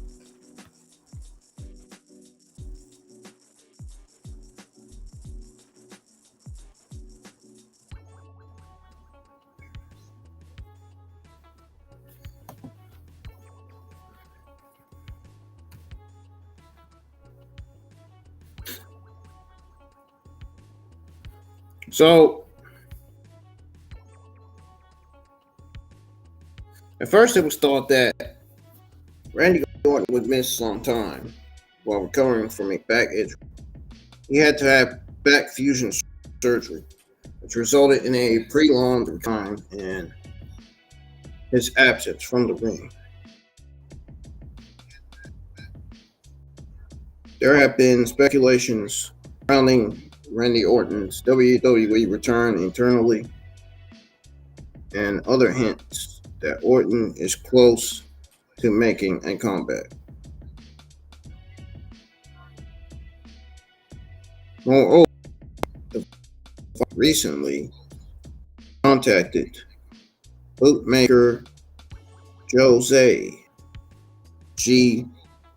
Sands, creating boots for his comeback, according to a social media post he made last month. Last week, there were rumors that WWE would bring Orton in for the big weekend. Now, as per a report by PW Insider Elite, Randy Orton has arrived in Los Angeles for WrestleMania weekend. WWE intends to use Randy Orton, as WrestleMania 39 will save his comeback until Monday's Raw, or rather he's just visiting his friends in the locker room, is unknown at the moment.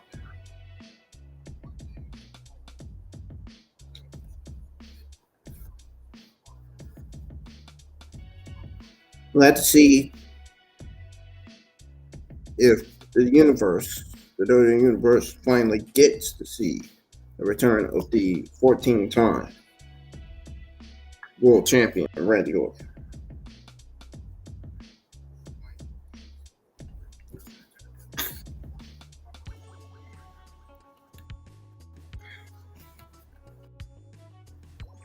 Michael Cole reveals when to retire.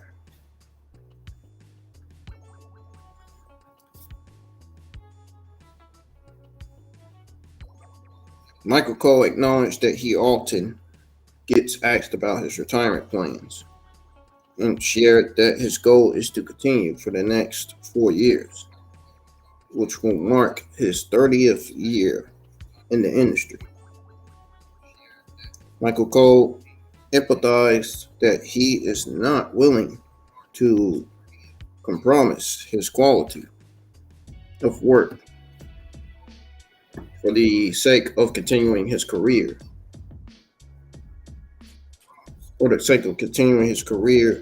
Indefinitely. He asserted that he will retire before he starts to slip and become a shadow of his former self.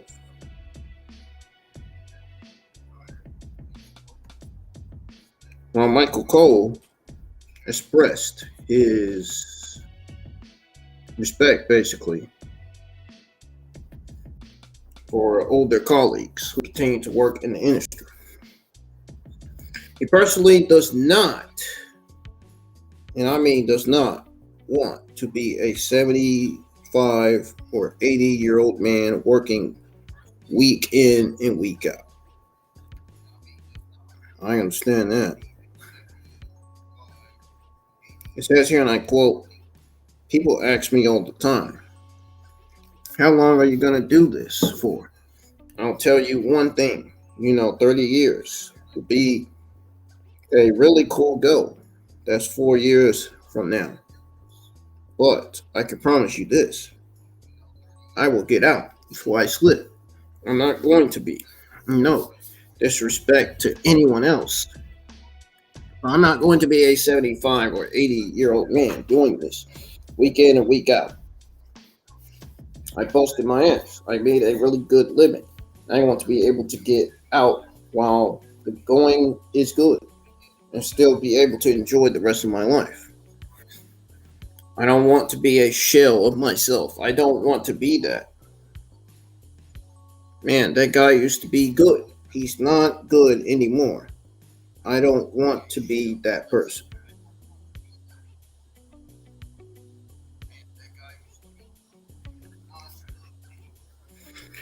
End quote. Michael Cole also previously stated that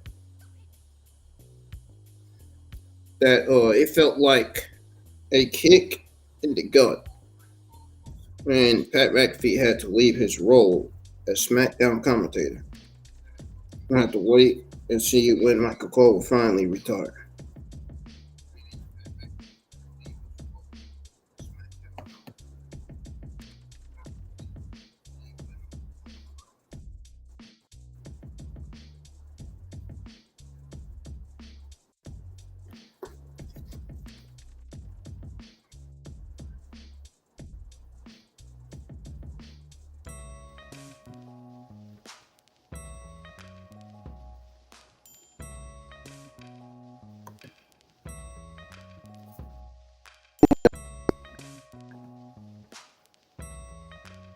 Bushwhacker Butch hospitalized in Los Angeles.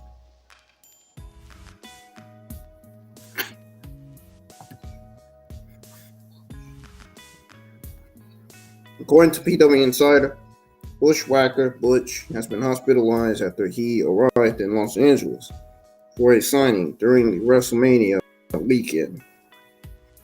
Butch arrived in the city alongside Williams. The duo are advertised to appear at the WrestleCon event as part of the WrestleMania festivities. Says, and I quote, WWE Hall of Famer Butch Miller of the Bushwhacker hospitalized in Los Angeles. Miller had to the United States to reunite with his cousin Luke Williams to make a series of signings, including WrestleCon this weekend. Sometime after arriving in the States, Miller was stricken ill and took into a local hospital. While PWInsider.com has not confirmed the issue, they can confirm as of this evening he remains hospitalized. End quote.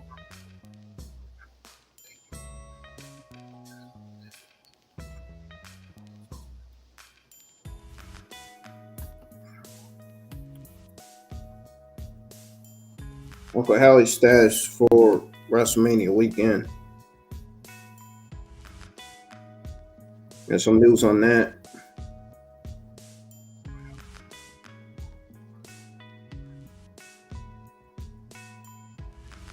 And as always, fans will have to wait and see what surprises WrestleMania holds in store. But with the event just around the corner, anticipation is running high.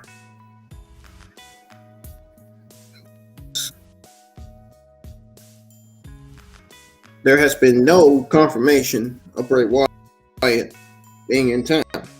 Wyatt's status has been up in the air for 8 months now.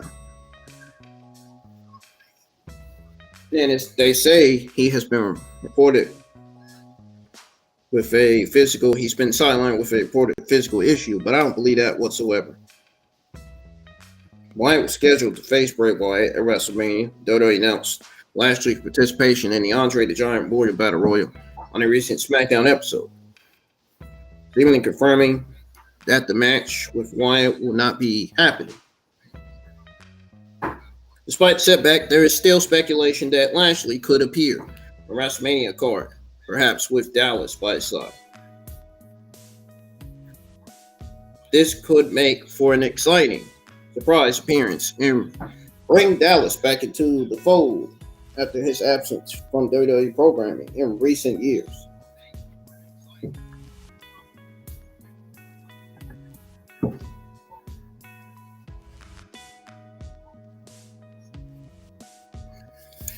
Vince McMahon set to have his office backstage at WrestleMania 39. PW Insider doubled down on the report that Vince McMahon will be around WrestleMania.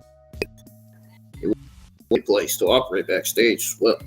It was reported that Vince McMahon will be in SoFi Stadium for WrestleMania. Both men have specific personal offices backstage at the stadium.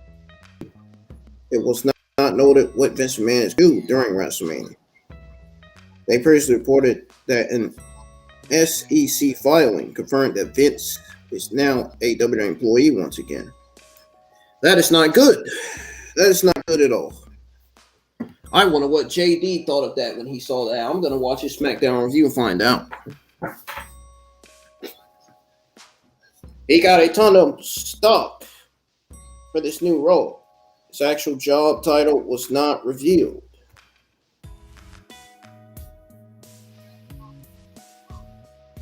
It's not going to be interesting seeing Vince McMahon show up. It's not.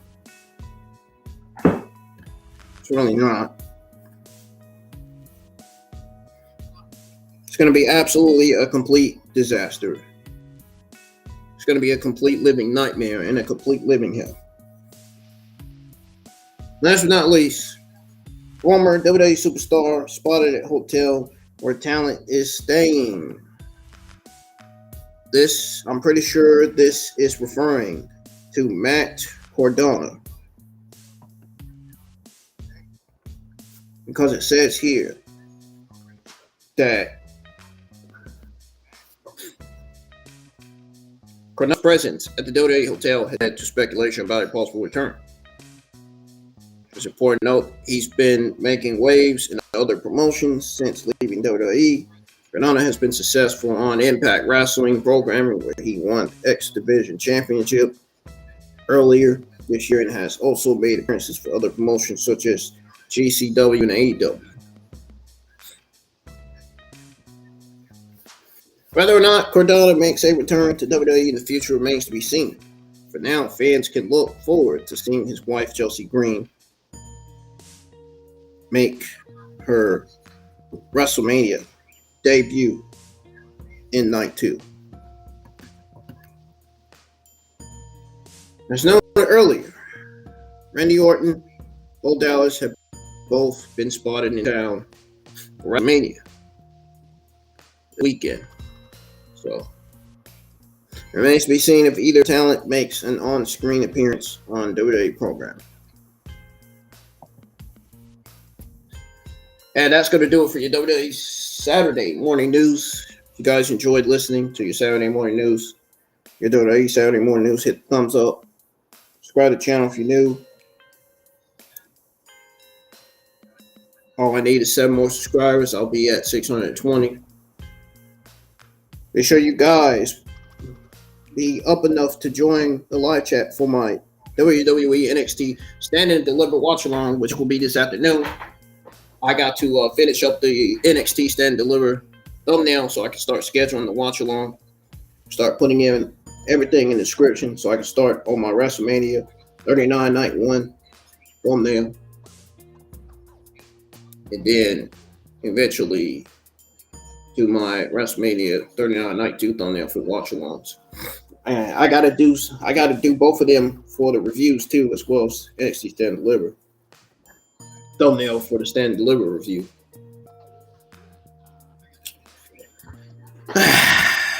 I don't know what happened, guys, but all of a sudden in the middle, well, when I was going over your WWE Saturday morning news, I felt weird, like I was getting ready to throw up or something.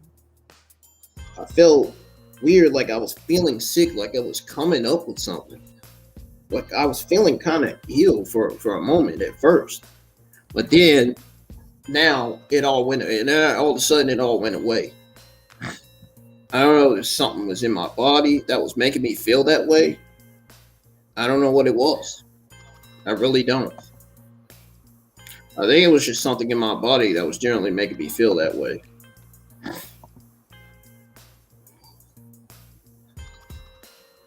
I didn't like that feeling. It felt weird. I didn't like that feeling because I was shaking and shit.